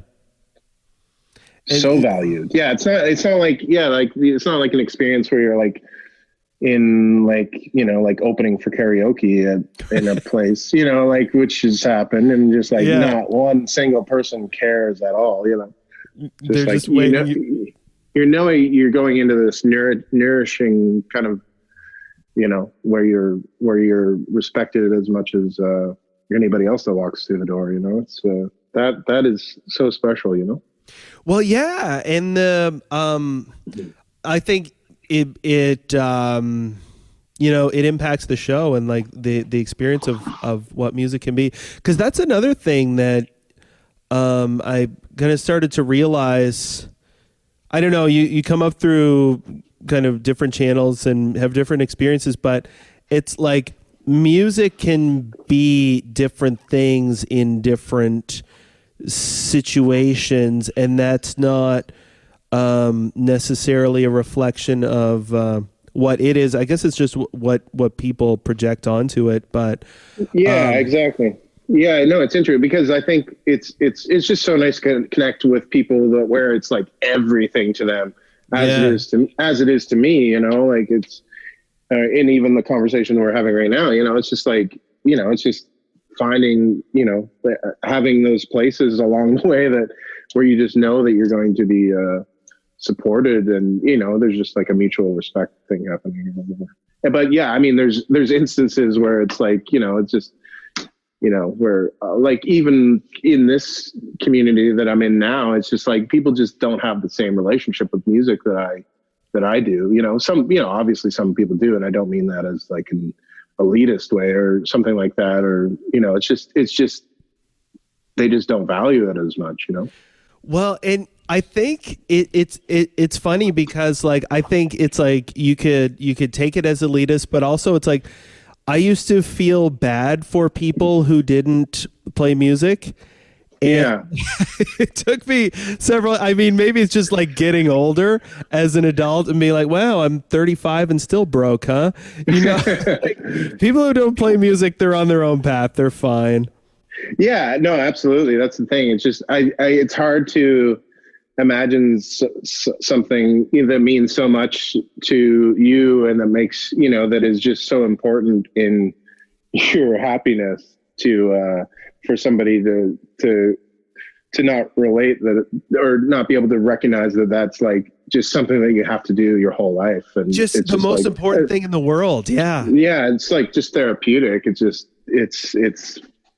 necessary. Well, yeah, it is. It's funny. That's a thing that I discovered. Like when our band broke up, there was a little while of like, oh, what am I going to do now? But I like for my mental health, it's something that I need to do, even if it was for no other reason. For my mental health, I need to do it. Yeah, same here. Yeah, yeah. But I also think that the sort of having a career intention is interesting, because I think it's like being open to it, but not necessarily pursuing it. Like it has to happen seems to be a good, like, healthy point of view. I think that's it, at the time that we were, kind of coming up or whatever. It was like, it was the thing that you kind of stumble onto, I guess. Like, and that's what happened with our situation. But I think now it's different. I don't know. I think most people that are like starting out are like, have more of a, like, it's, it's kind of like, sink or swim kind of like, I'm either going to have a career or I'm going to quit.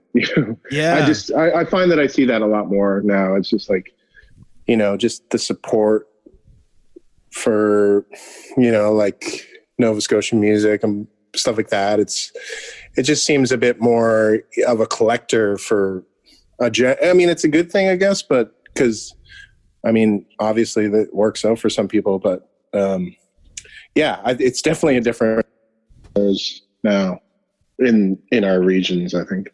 Yeah. Well, I think so too, because also it's like, I think back, it is somebody it's like, now I live in St. John. I don't live in, LA or somewhere. And it is something that I've been in, and, like in a pandemic, it's fine. But, it is something I've been thinking about. It's like, where, like, did I go wrong somewhere? Did I why did I never move to Toronto or something? But the reality of it was like, playing all ages shows, growing up in this scene, like the bands, like it sounds like you guys got the cool Southern Ontario bands, but it always struck me as like the punk bands that would come out would be like really polished, but not that interesting compared to like, if all of my favorite bands had been from Toronto, definitely I would have wanted to move there.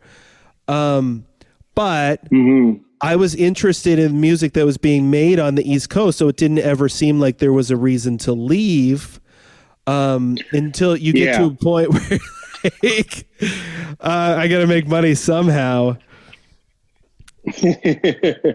Totally. Yeah, I know. I guess that's like, as far as like a band goes, like in our involvement with playing in bands, it's like that's different than being like,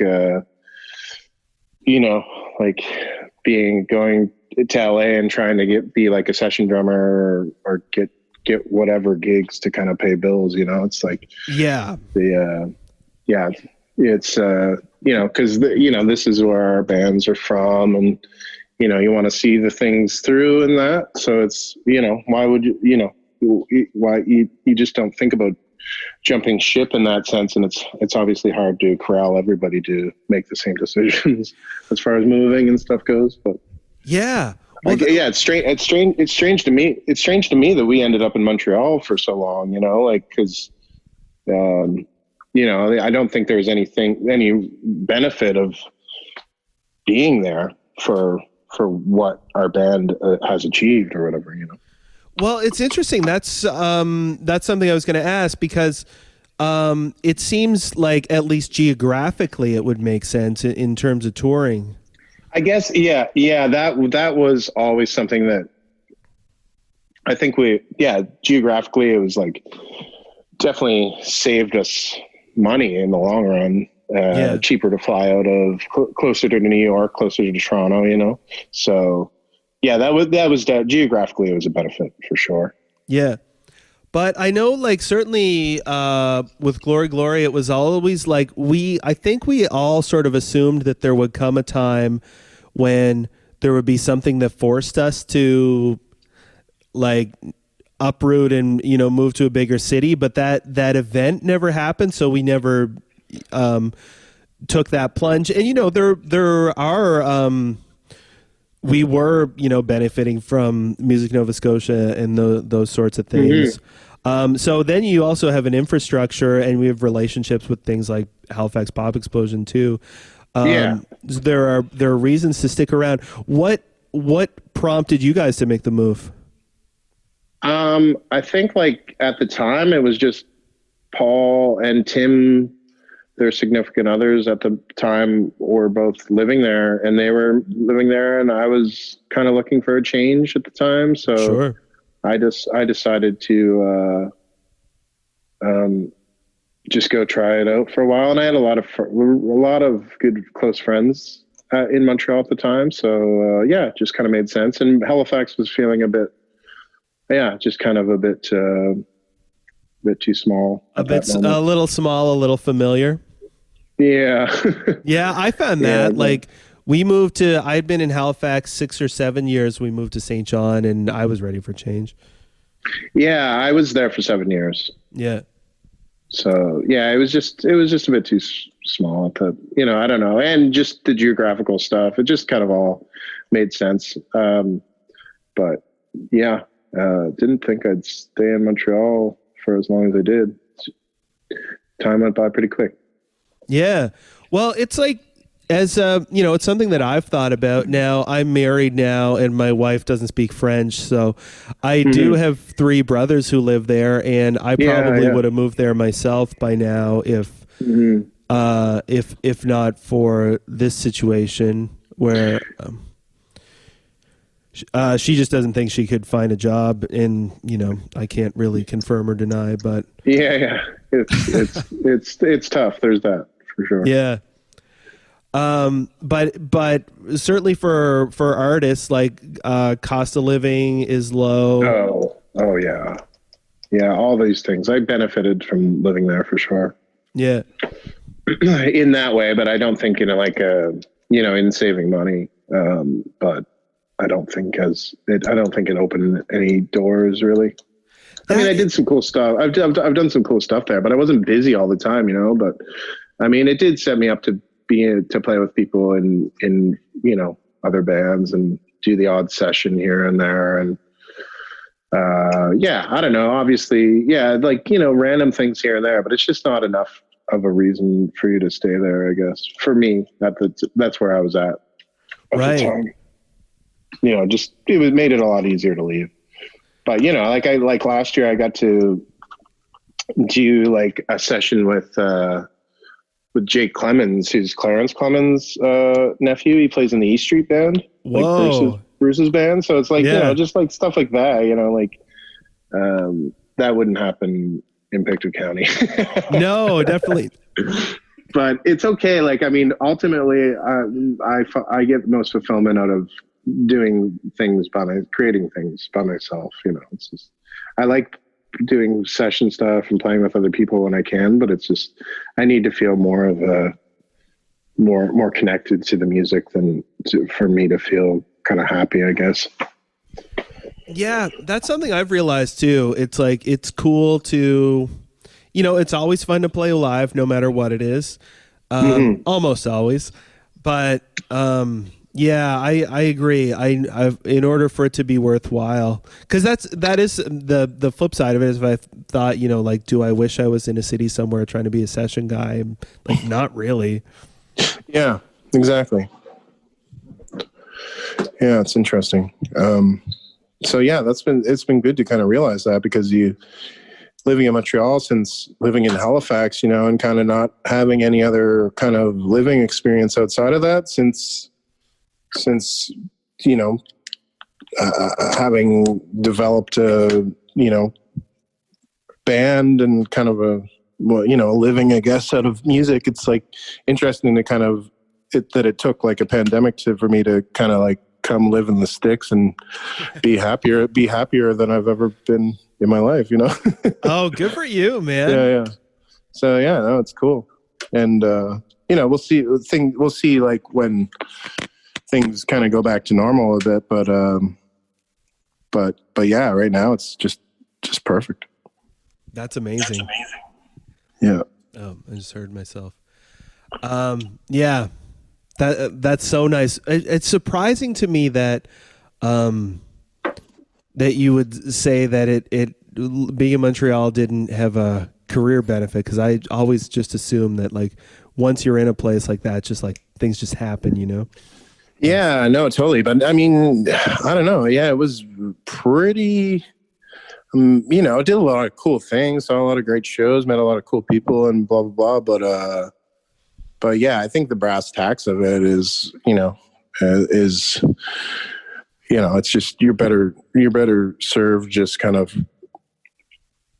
keep independently working and see when those opportunities happen or whatever.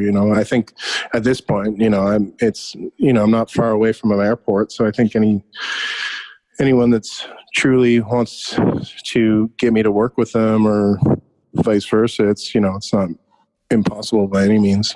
Yeah, anything you need to do. That's how I look at it too. Anything you need to do, you can do it. And I mean, I'm an hour, not that it matters right now, but like I'm an hour from the US border. I could drive to New York. It'll take me most of a day, but that's it. Yeah, exactly. I know. Yeah, no, it just seems, it's a little, as you get older, you just have a bit more of a grasp of, how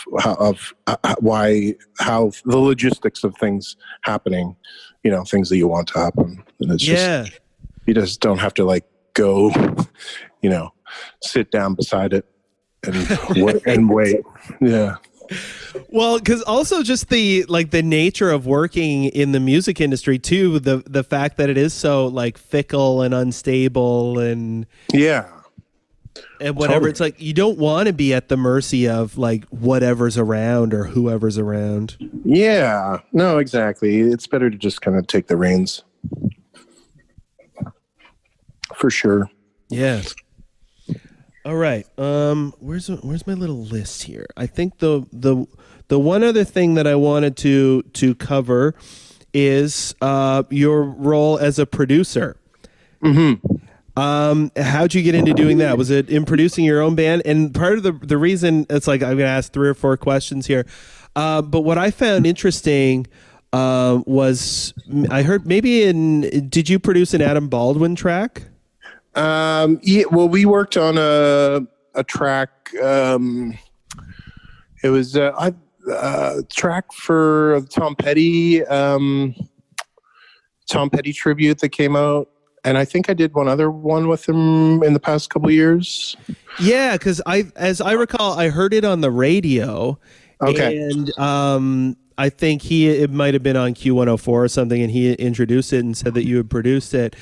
And I heard it. It's like, oh, I wonder what this is going to sound. And then it's like, oh, the stuff I'm like certain things I'm used to hearing from Wintersleep. Oh, that's Loel. Right. Which you wouldn't necessarily know who in the band is responsible for what. Yeah. Sure. Yeah. So have you always sort of like taken that role or had that interest? Yeah, for sure. I mean, I was producing stuff when I was like in my parents' basement and stuff like that, I've always been interested in like finishing things and kind of, rounding out a recording or, kind of in my opinion, seeing it be the best that it can be. So I've always kind of like taken that hat with me throughout everything that I've worked on. So, there's, I don't know, we always kind of, but it's just a matter of like working with whoever you're working with at the time. But there's been a few instances where I kind of get like credited as a producer more when I just work one-on-one with a songwriter, like on John Samuel's last record and Matt Mays' last record. So where I kind of like am playing, I'm kind of like shepherding the whole thing, kind of just responsible for everything. So, but yeah, the title changes here and there, but I've definitely that's I think that's like more an appropriate title for me than perhaps, like I'm definitely a good drummer and like decent guitar player and stuff like that. But I think like that's always been my passion, is kind of like seeing the big picture of, how a song is going to be completed or a record. Yeah, interesting. And I think, it informs also the parts that you come up with. Because I remember, like, specifically that second Wintersleep album, the first, like, electric one, if you want to say that. Yeah. But, like, some of those parts, like, how's he come up with this stuff, But thinking about it from a producer standpoint, rather than being a drummer, like, what can I fit in or whatever? Yeah.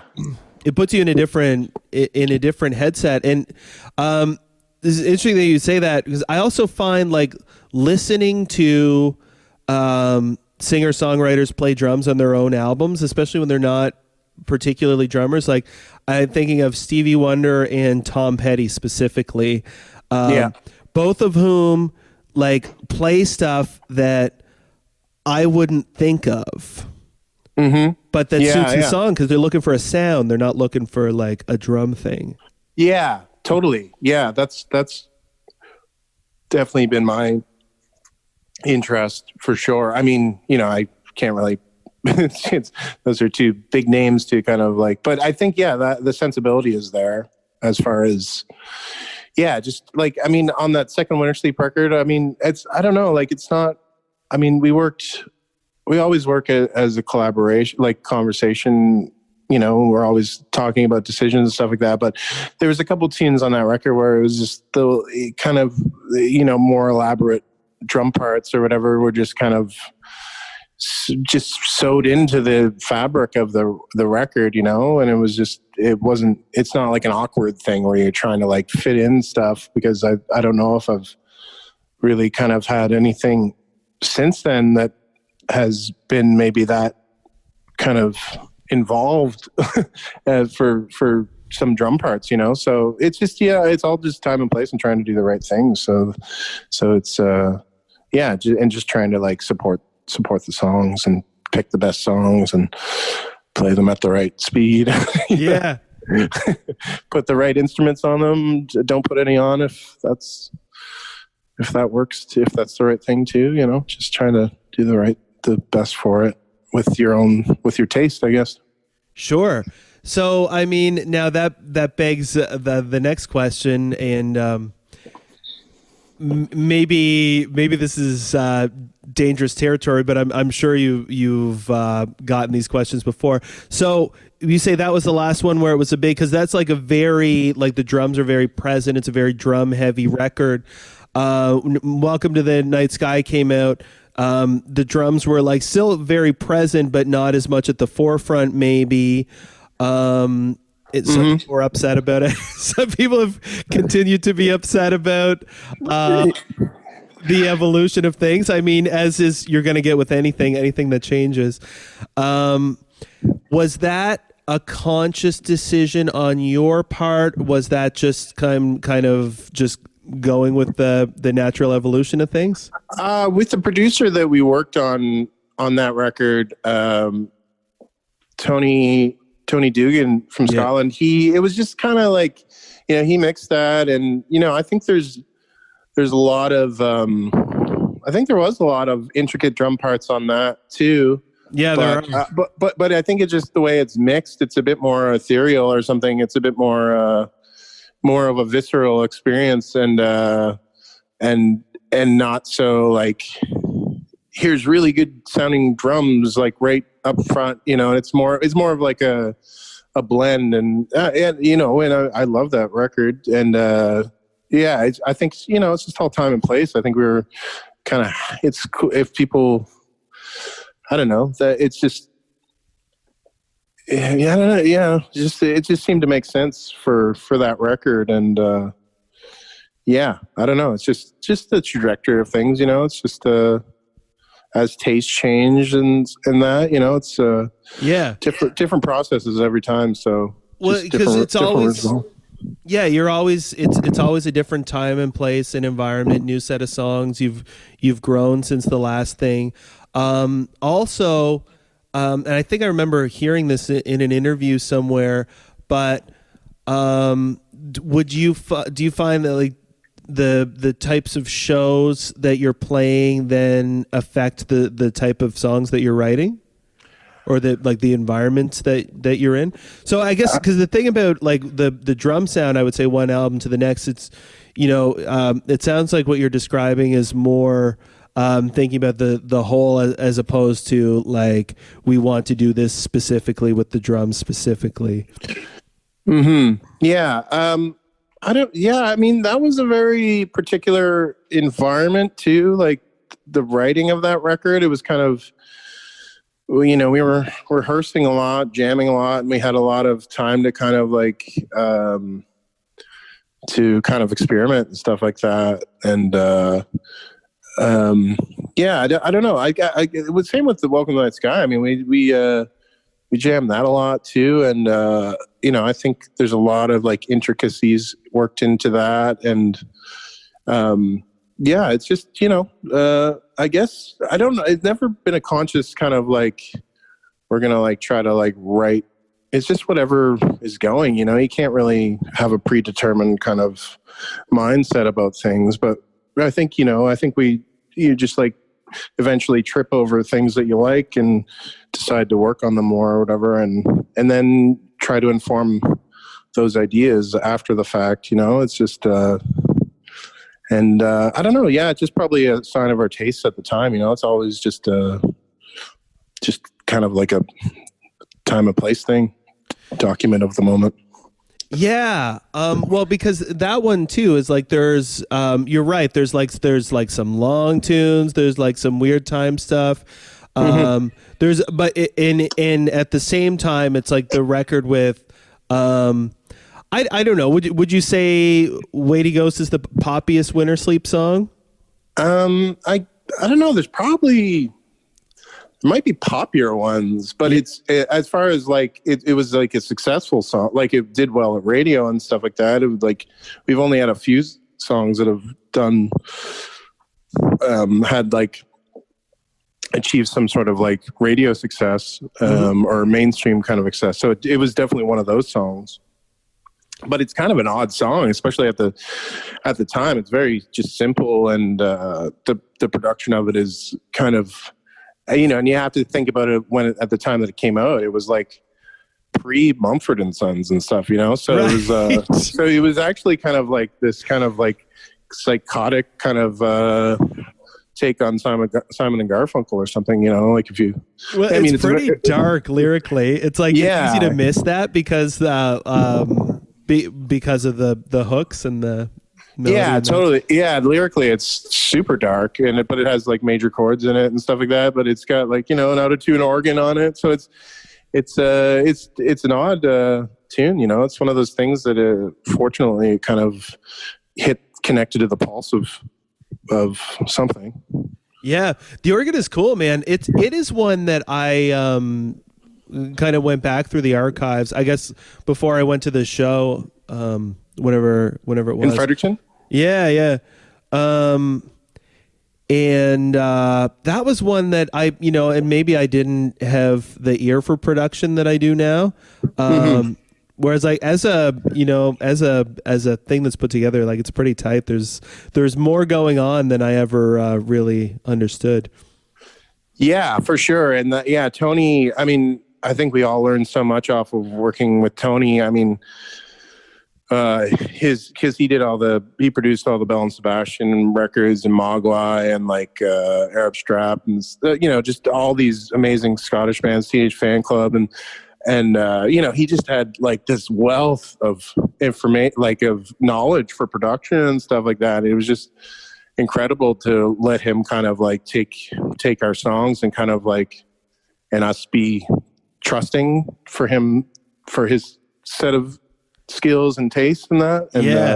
And I've just learned so, and being open to that is so important because we wouldn't have been able to produce a record like that at that time, and it's just I think maybe we're in a different, we've gained a lot of experience over the years now. So I think we can we do a better job of self-producing and kind of, playing to the songs better, I think now, even though like that second album was essentially self-produced, but it's just, it's time and place. I think there's better songwriting happening now too.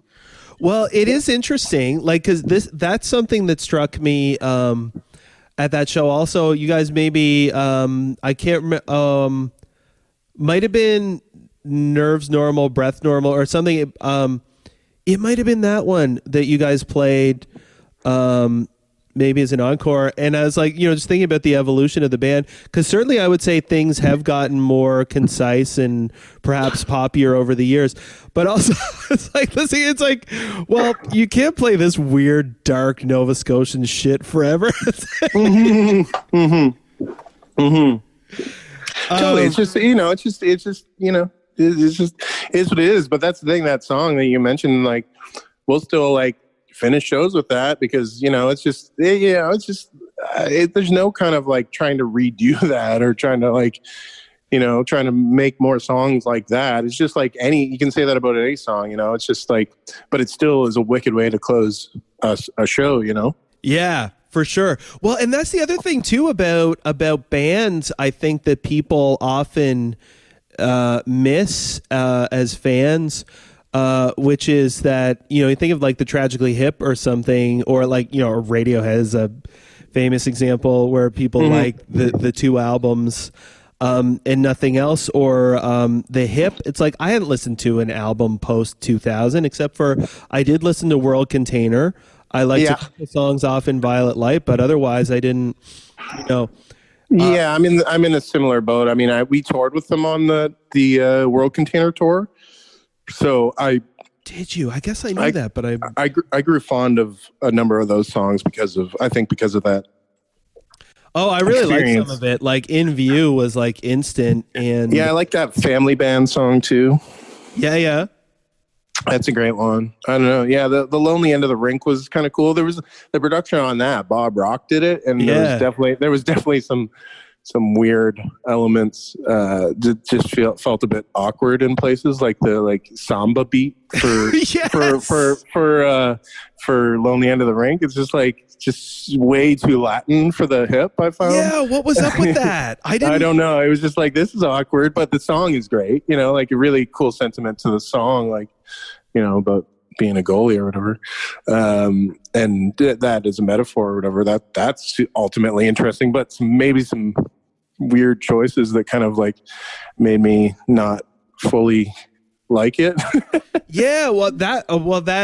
That metaphor went over my head. I never knew what that song was about, but I remember, like, because especially In View, I was like, oh wow, the Hip are back, because I remember they had gotten like in Violet Light, I just didn't love the production. They had like the really kind of like high, like thin pingy snare, and it was like really kind of real.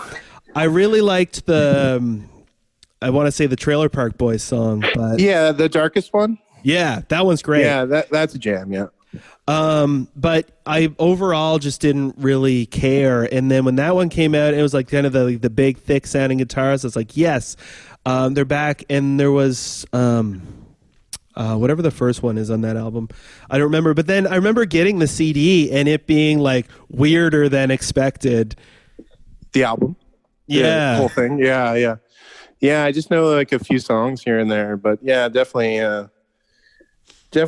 Yeah, it's tough. I mean, that's the thing, because you're trying to challenge yourself as individuals and as a band. So it's, it's. I think that record they probably got some fans from it that weren't aware of their other stuff. Maybe not quite as many, but but it's just it has to be a band statement or whatever. So, and the way that they kind of wrote songs was so interesting too, just kind of like out of jams primarily, and like a lot of the songs would be music and then Gord writing to the music, so it was that's interesting. That's something that I wondered. An interesting evolution, like because it's just the whole thing was just reliant. I think it's just one of those things as you get older, and all these, everybody has families and so on. It's not like you're like spending 60 hours a week jamming, that's probably just not the case anymore. Right. So, yeah. You kind of can end up relying on a particular songwriter more than others, or, a particular kind of, source for material or whatever. But who knows? Yeah.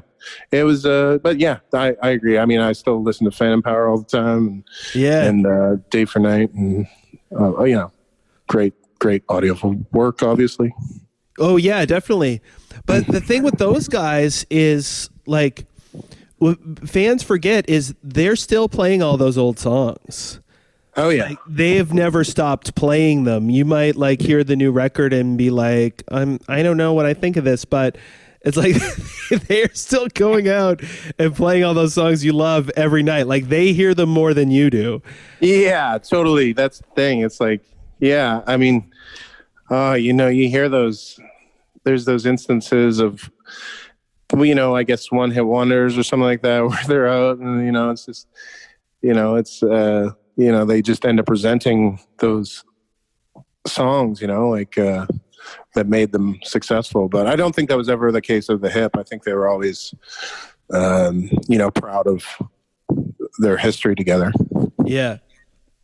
Well, and such a depth too. Like, I remember watching, because I mean, I think like probably a lot of people, I'd sort of drifted off and not paid so much attention for a while. But then when it was all over, watching that last show, and just like, and they opened with a couple of new ones, which was cool too. But just like, I don't even know if you could call them hits, but it's like song I know after song I know after song I know.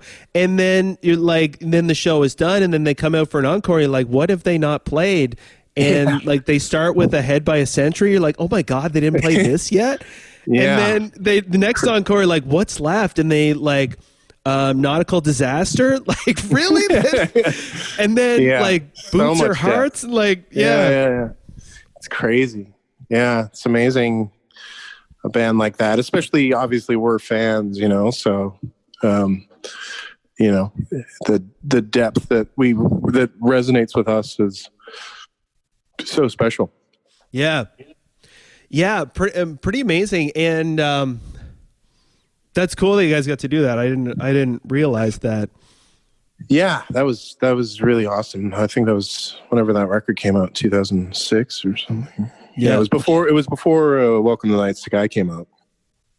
So we were like playing the old version of like Way to Ghost on that tour and stuff. And I think we had already tracked it because we played Oblivion, the song on that record, Oblivion, live on that tour. And I remember that was the last song that we finished writing. So if we were playing it, it must have been tracked already. So it was an amazing experience.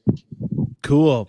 I didn't know there was an old version of Way to Ghost, or do you just mean the like before? I mean, the song, a different treatment, I guess. Yeah. Because we kind of did it more in a rock sense, and like John Samuel, he sang the second verse in it and stuff like that. Yeah. So we just made it as it is on the record, just kind of just a little bit less distracted. Well, I mean, that's the thing, right? It's like and it amazes me still how it's like, I can like think that I've got a good ear or something, but you work on something and then you record it and you're like, oh, it's too long and it needs to be like. Yeah. I mean, I think that's the thing about being a producer, just like something that is a good thing to have in mind is be self-editing all the time, whether that's in the way that you're treating a song, like maybe it shouldn't be too rockin' or whatever, or like, oh, maybe that bridge sucks, or maybe that chorus sucks, or I don't know. But right, is there such a thing as too rockin'? It just depends on the song. Right. So I would say, like, in terms of the Wintersleep evolution, we've certainly seen, like, I mean, started off acoustic, and then became like the next album was like a pretty electric and eclectic, kind of sprawling. The next one like kept some of the sprawl, but refined it a bit. The next one, even like new, I would say the next two are still pretty sprawling. I would say the most recent two are maybe more kind of concise, but even like through Hello Hum, that's still like pretty. I don't know if prog is the term that you want to use, but definitely there's definitely a few weird tracks on. I mean, New Inheritors was definitely like our most like kind of like rock in like. It feels like a rock record and pretty proggy moments, pretty busy at times, and Hello Hum has a few songs that are just like weird time signatures and kind of like definitely some psychedelic stuff and and I would say in opposite orders too, where New Inheritors opens with like some like really strings, although the song New Inheritors is like more poppy, but it like gets poppier toward the end of the record. Where Hello Hum is the reverse. Yes, for sure. And then Great Detachment seems to be more concise. Would you agree? Yeah, we had spent a lot, like maybe the longest time we've ever spent collecting songs for that. So we had like more songs than we've ever had going into whittling down into our favorites. So yeah, I think because there was a big gap between Hello Hum and Great Detachment. So I think just living with the songs that long, that I think that it comes across as concise, is just because the songs that kind of survived that stretch of time and that kind of like growth and like us living our lives and living with the songs before kind of like documenting them were the ones that just kind of came across as the best songs, that where the most relatable and understandable kind of ideas kind of were the ones that kind of rose to the top, I'd say. And that kind of, they just made the documentation, and the selection of the songs for that record just a bit more, concise, I guess. Yeah. And also like big sounds on that record.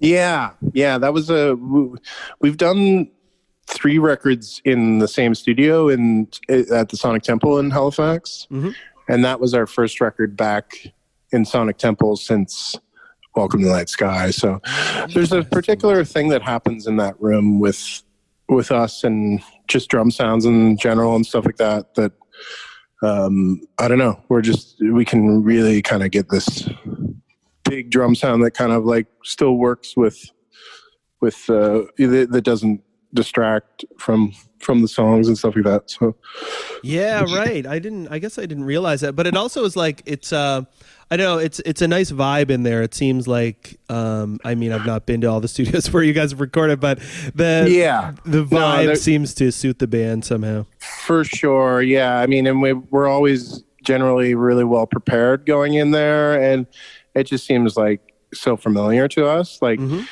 like Hello Hum, we did in upstate New York, and that was like a residential studio. And it was just me, Paul, and Tim that recorded all that record. And we didn't have a lot of stuff worked out before going in there. And that was with Dave Friedman?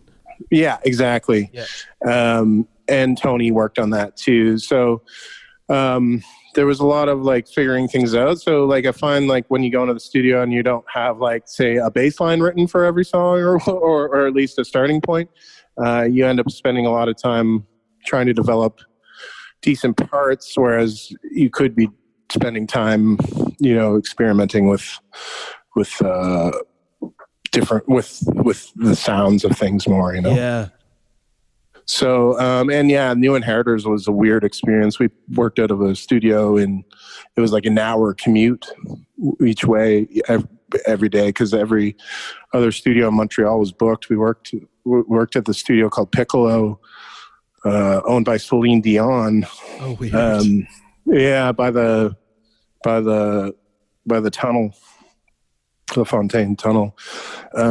So that was just a weird experience. It was just kind of like, there was like a Guns N' Roses producer in there when we were tracking, and it was just a weird vibe. Yeah, it was like the least wholesome experience I think we've had recording a record. It was just kind of distracting because there was a lot of douchebags around.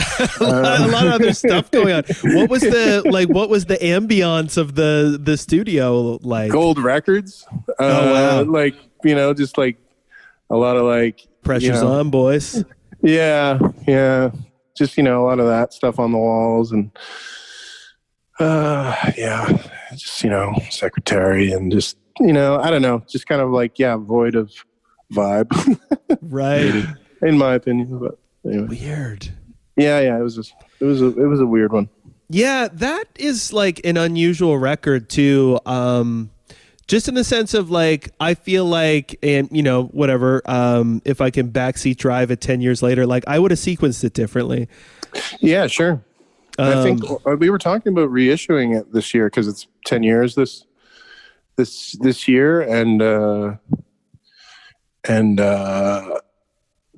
think we had an idea to do that, but that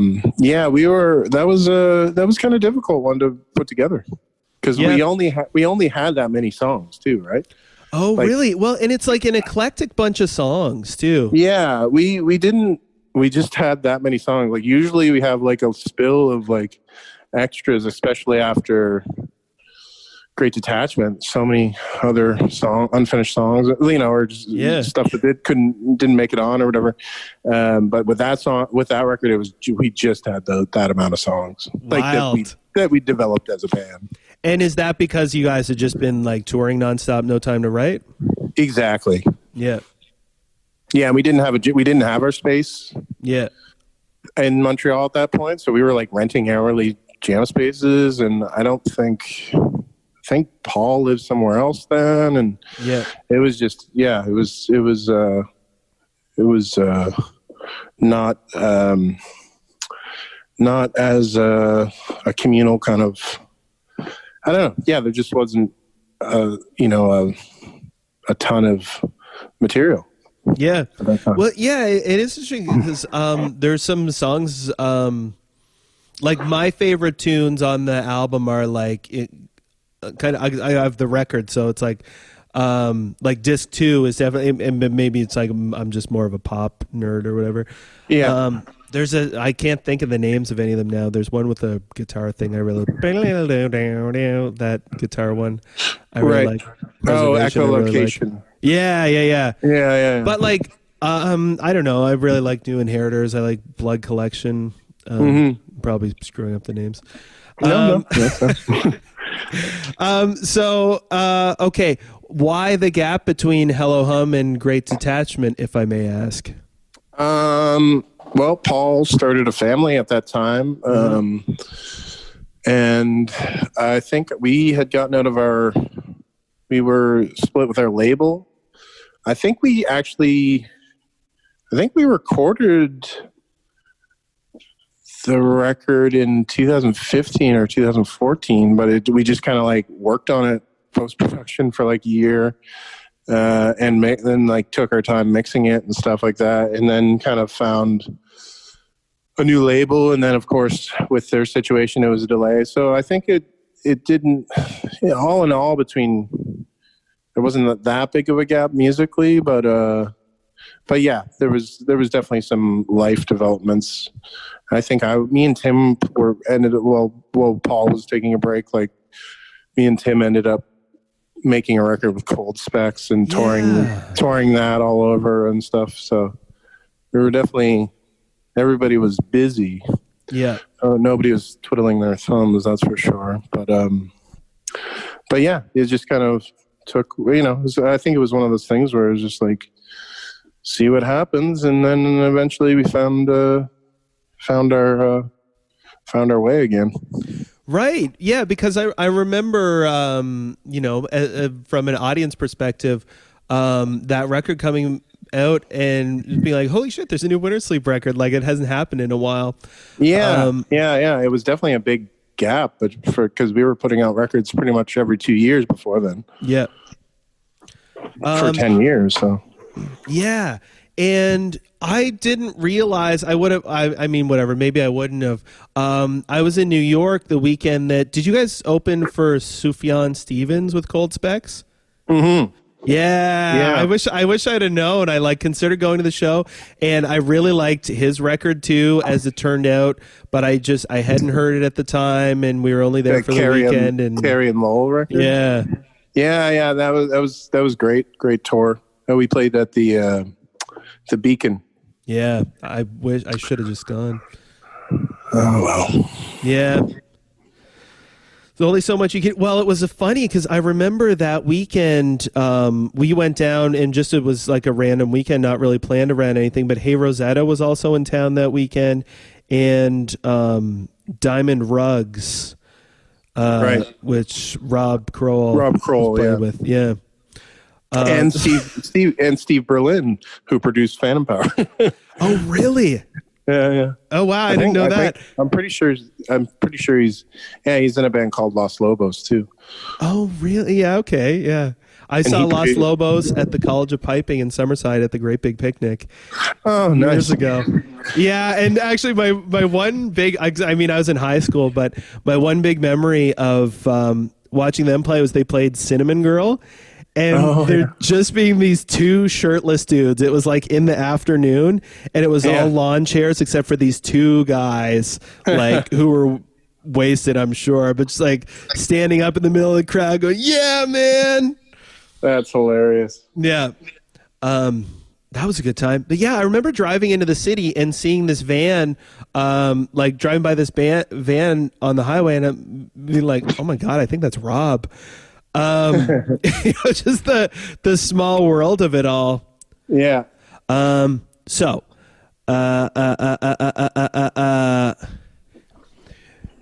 you guys put out Great Detachment. Wintersleep's back. You had a. Would it be fair to call it a hit single with America? Yeah, I mean, I guess it was a hit in Canada for sure. Like, it was the number one song for quite a while, like on whatever radio format. But yeah, for sure. No, it was definitely it was like the biggest single that we've had since Weighty Ghost. So good 10-year gap there. But back on top. Congrats. Yeah, that was great. You took jabs at the American president in the video. Yeah, and that was before he was elected, actually. Was he just campaigning at that time? Yeah, exactly. Yeah, we could not believe it was actually it's more relevant now. Well, it's funny. Like, I remember listening to him being interviewed on Q years ago when he was running in maybe the 2012 election. He was campaigning, and it just seeming like what a joke. Like, yeah. You know, and I mean, he's completely unqualified, right? So yeah, and.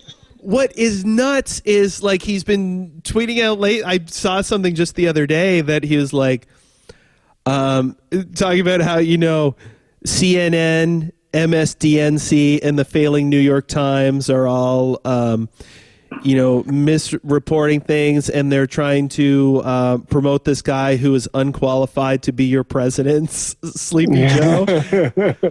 Like, oh man, yeah. I mean, whatever you think of Joe Biden, I certainly am not like a diehard or anything, but no, definitely not. But just in comparison, it's one of those things. And if you're gonna throw that one out, lesser evils, Yeah, exactly. And if you're gonna go after and like call someone unqualified, like especially when that was his whole thing, like I'm not a politician, I'm not. Whatever. Yeah, exactly. Just like, it's just shit show. Yeah. Fuck. Indeed. Yeah, Santa Fe, I would say, is my jam off that record. Cool. Yeah, I like that one. Oh, and that was one too. I wanted to buy a wah pedal after seeing you guys play at that song at the Marquee, specifically because I love the like using Guitar it. solo? Well, no, using it as like an effect, like a filter in the verse. Yeah, the voice. Yeah. Yeah. And I remember telling my friend Gavin, man, I want to get a wah pedal, and he's like, what? What for? Because he's picturing like Slash or something, or yeah. Guitar Hero. Oh, that's awesome. Yeah, yeah. I like that one too. That came in a lot of different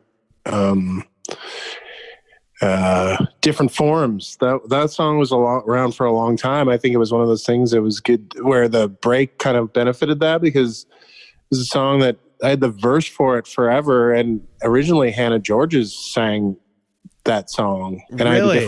I had a different chorus for it, and then we ended up jamming it, the three of us, and it was a lot slower before, and but that's the thing, I love that about the nature of our band. It kind of like got it in with Tim and Paul, and they were like, let's play it faster and blah blah blah, and then it kind of took on a different life, It's interesting, the evolution of things. Well, and that's the amazing thing about collaboration too, that like you're never going to do that on your own. Definitely not. No, it would not be the same. Yeah, cool. And so you guys put that record out and did a bunch of touring, yeah? Yeah, we did quite a bit. I mean, not like we were doing our most touring probably between 2007 and 2012 or 11. Mm-hmm. We were on the road all the time. But yeah, we did I think we did 3 tours of Canada, and we went to America, I think, and toured with Frightened Rabbit down there, and went over to Europe a couple times. And yeah, it was a good played a lot of festivals too. We got asked to do a lot of festivals in the summer, so that was great. Yeah, it was like kind of like the wind. There was a big gust in our sails. Right. Has now that there are kids involved, has that affected when and how you tour? I suppose so. I mean, generally we won't go out for longer than 3 weeks, but yeah, I don't know. We'll have to see going forward. I mean, when touring becomes available too, because Tim and his partners they're having a kid too. So yeah, I don't know. We'll have to see. I mean, as long as it's kind of like, it's not just like this onslaught of, because we used to go for 3 months at a time, and that's just, you can't really live a life outside of that. Well, no, I wouldn't think so. So much of your day is just getting through it.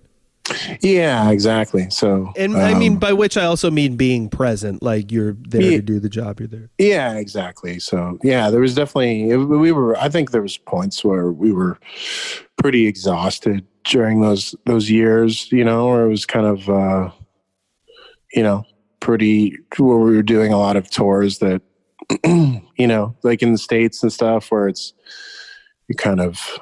hard to keep morale high, but, so I think we've kind of just, condensed things, and, I don't think we're really, we're so lucky to have such a strong kind of following in Canada, and we do what we do over in Europe too. And, I think we're just kind of, outside of some sort of unprecedented kind of success off of a song or something like that, or, it's just, we're able to kind of organize ourselves to kind of tour in those markets, play where it makes sense, as opposed to trying to break open new stuff. Yeah, exactly. And yeah, so it's good. I think that makes, I think that's good for everything, really. I think so too. Yeah. I was going to ask, when you're doing a 3-month tour, what is why make it so long? Is it just that the routing makes sense? I mean, obviously you go through the US, there's a lot of towns to play. Or is it just like, that's your job, so that's what you do?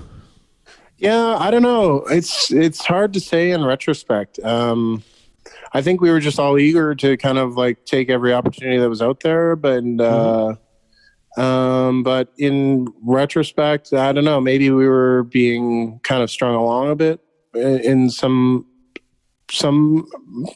avenues. But I don't know. Yeah, I don't think we won't do that again. Yeah. For sure. Well, it seems like, because that kind of seems to be a tale too of bands. Like I know, like I don't know, Radiohead is an example that comes to mind of, they did OK Computer and it was huge and they toured and toured and toured, and then like Tom York's brain broke and then Kid A was the result. But it certainly seemed like they had and obviously the music industry is very different now than it was then.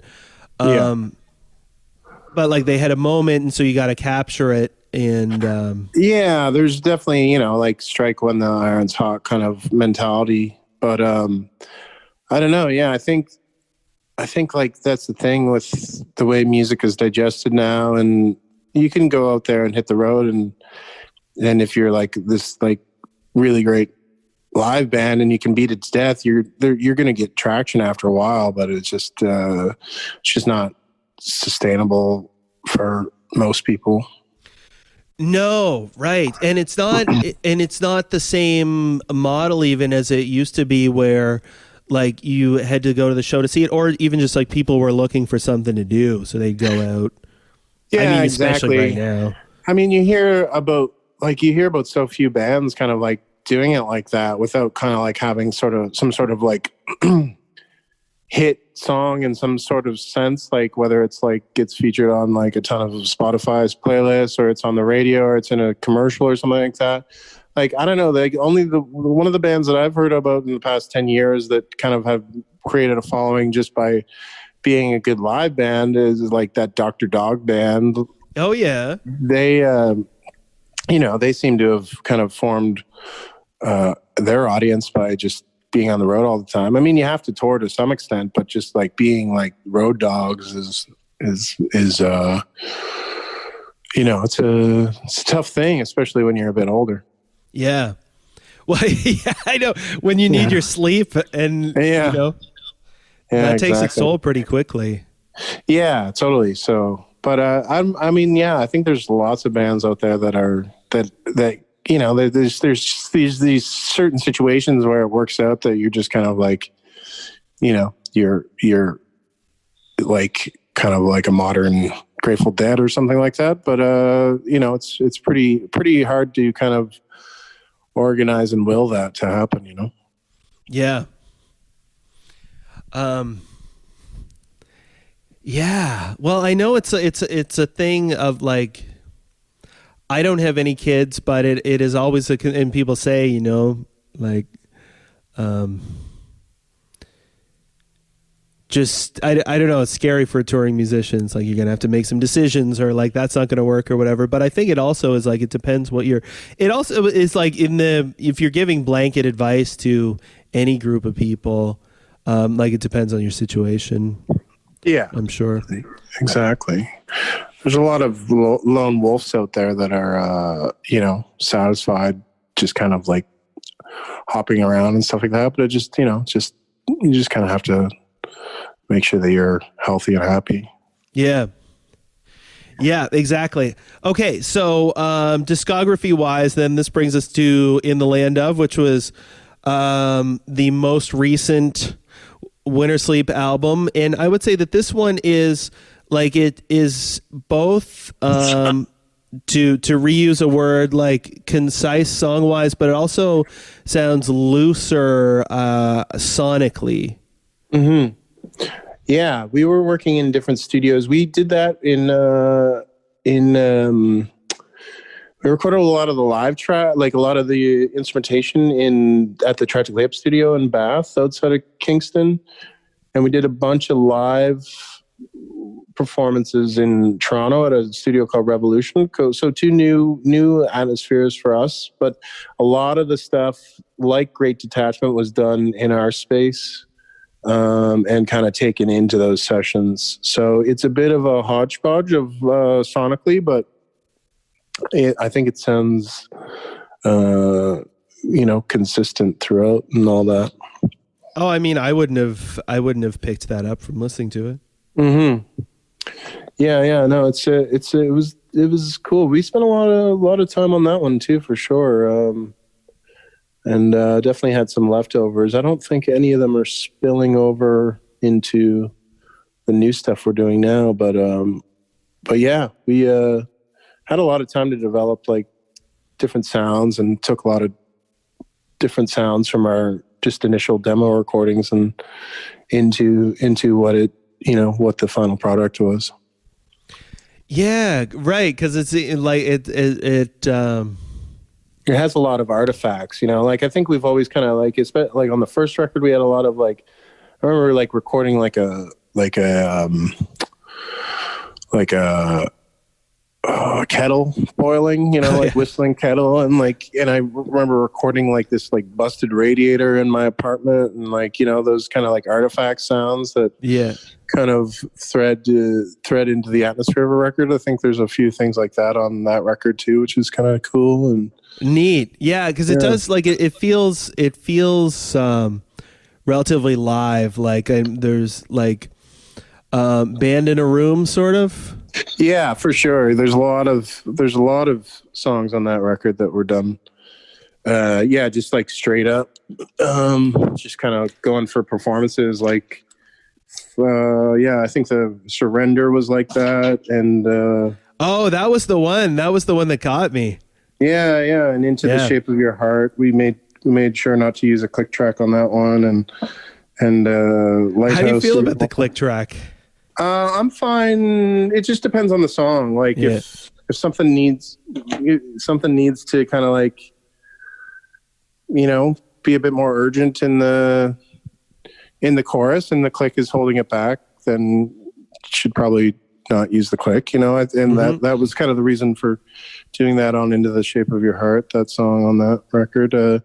But for the most part, I'm fine. Like I can I like it. Like I have no problem playing with it, and I can push it or sit behind it if I need to, too. So just like I don't know, it's a tool, it's for production. It's very important for setting delays and different effects settings and stuff like that. Yeah, well, editing too. Yeah, exactly. Yeah, keeping things on the grid. It's not like but you can get away without it if you're having performances, right? I always work with a click on the grid if I'm just doing stuff by myself. Yeah.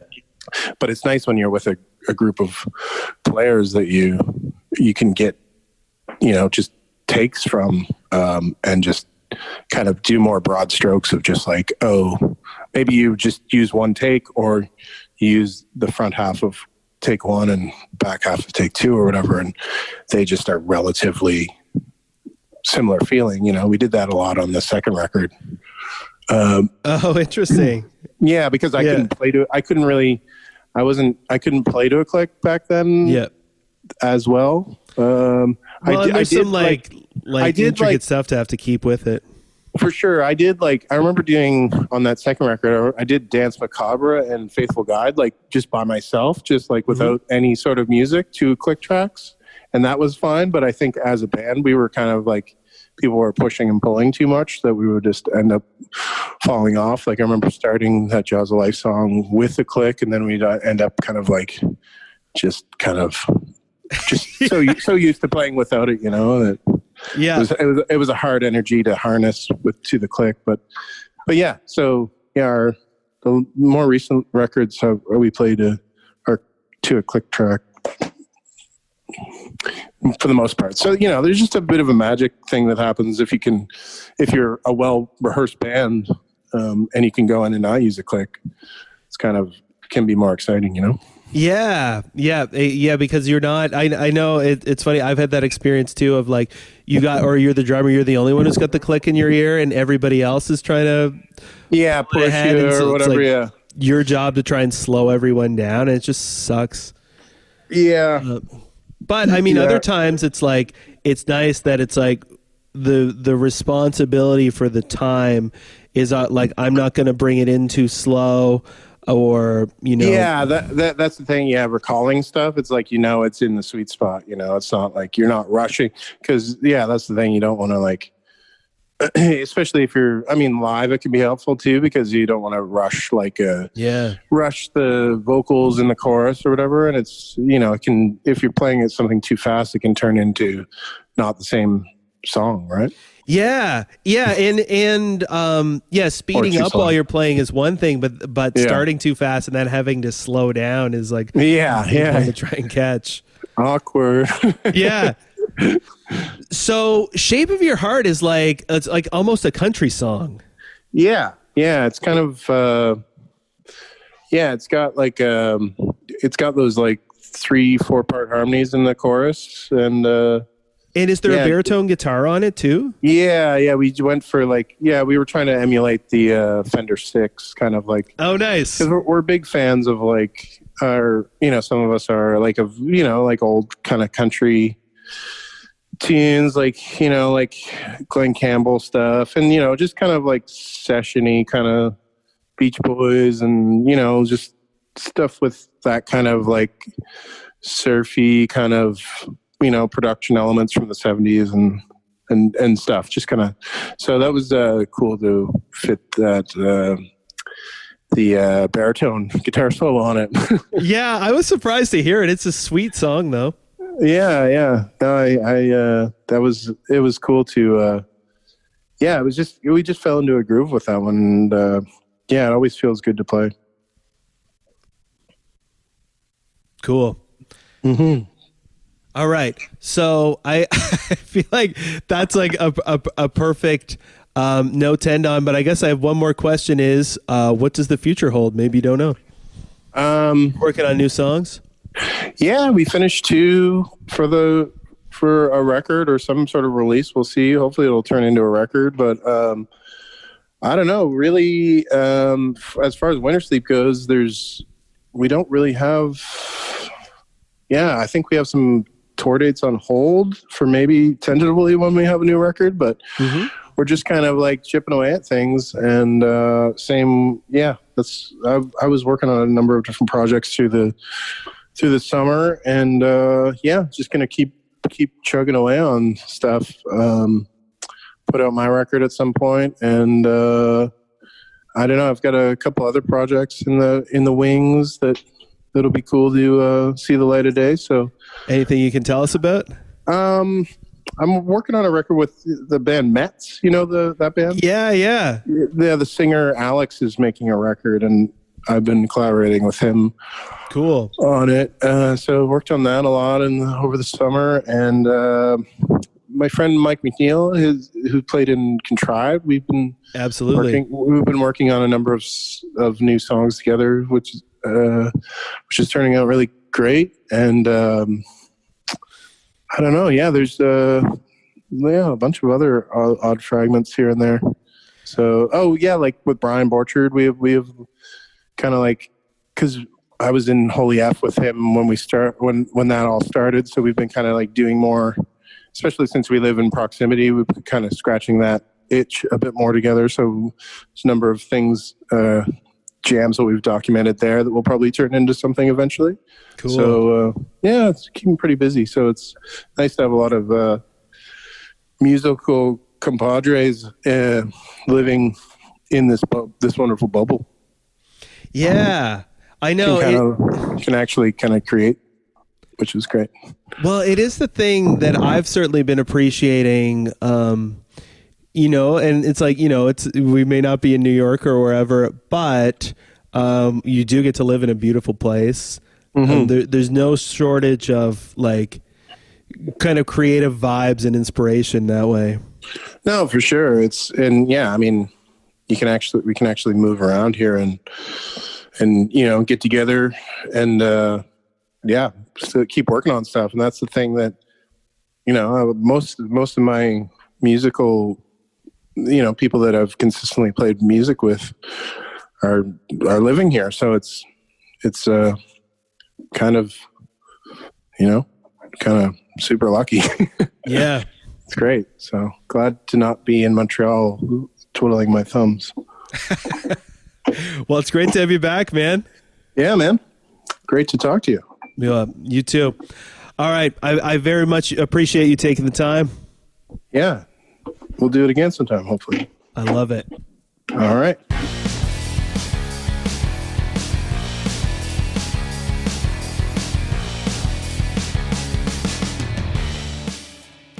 All right. Thanks for being here. Thanks so much to Loel for taking the time. Really enjoyed talking to that dude. It was nice to talk to a drummer too, who was like, a drummer kind of by chance rather than like a drum dude. If you've been listening for a while, I'm sure you've heard me complain about this before, but I feel like in the world of drumming, that is what's highlighted, and it can make one feel illegitimate as somebody who just likes the instrument because it's fun and not necessarily because they want to do triple flamadiddle inverted blah blah blah exercises all the time. Anyhow, Wintersleep's latest record, In the Land Of, is out everywhere. Came out last year. Quite good. I've been re-listening to it after we did this and kind of noticed a lot of layers of things that I missed the first time. It's funny how you... I interpret it as being more lo-fi, but I think it really is just in the high end of the recording. I think the one before it had more kind of pronounced high end, and this one not as much, and so that becomes interpreted as like hi-fi, lo-fi. And of course, stay tuned for his solo record. He's got one up on Bandcamp. If you check lowellmusic.bandcamp.com, that's Loel. Give him a follow on Instagram at Loel Campbell. We're at Learn Drums. You check out my band at Sunnyside_uppers. If you like the show, why not tell a friend? Why not leave us a 5-star review? We'd appreciate it. The consumer appreciates it. All right. Thanks so much for being here. We'll see you in 2 weeks. Bye for now.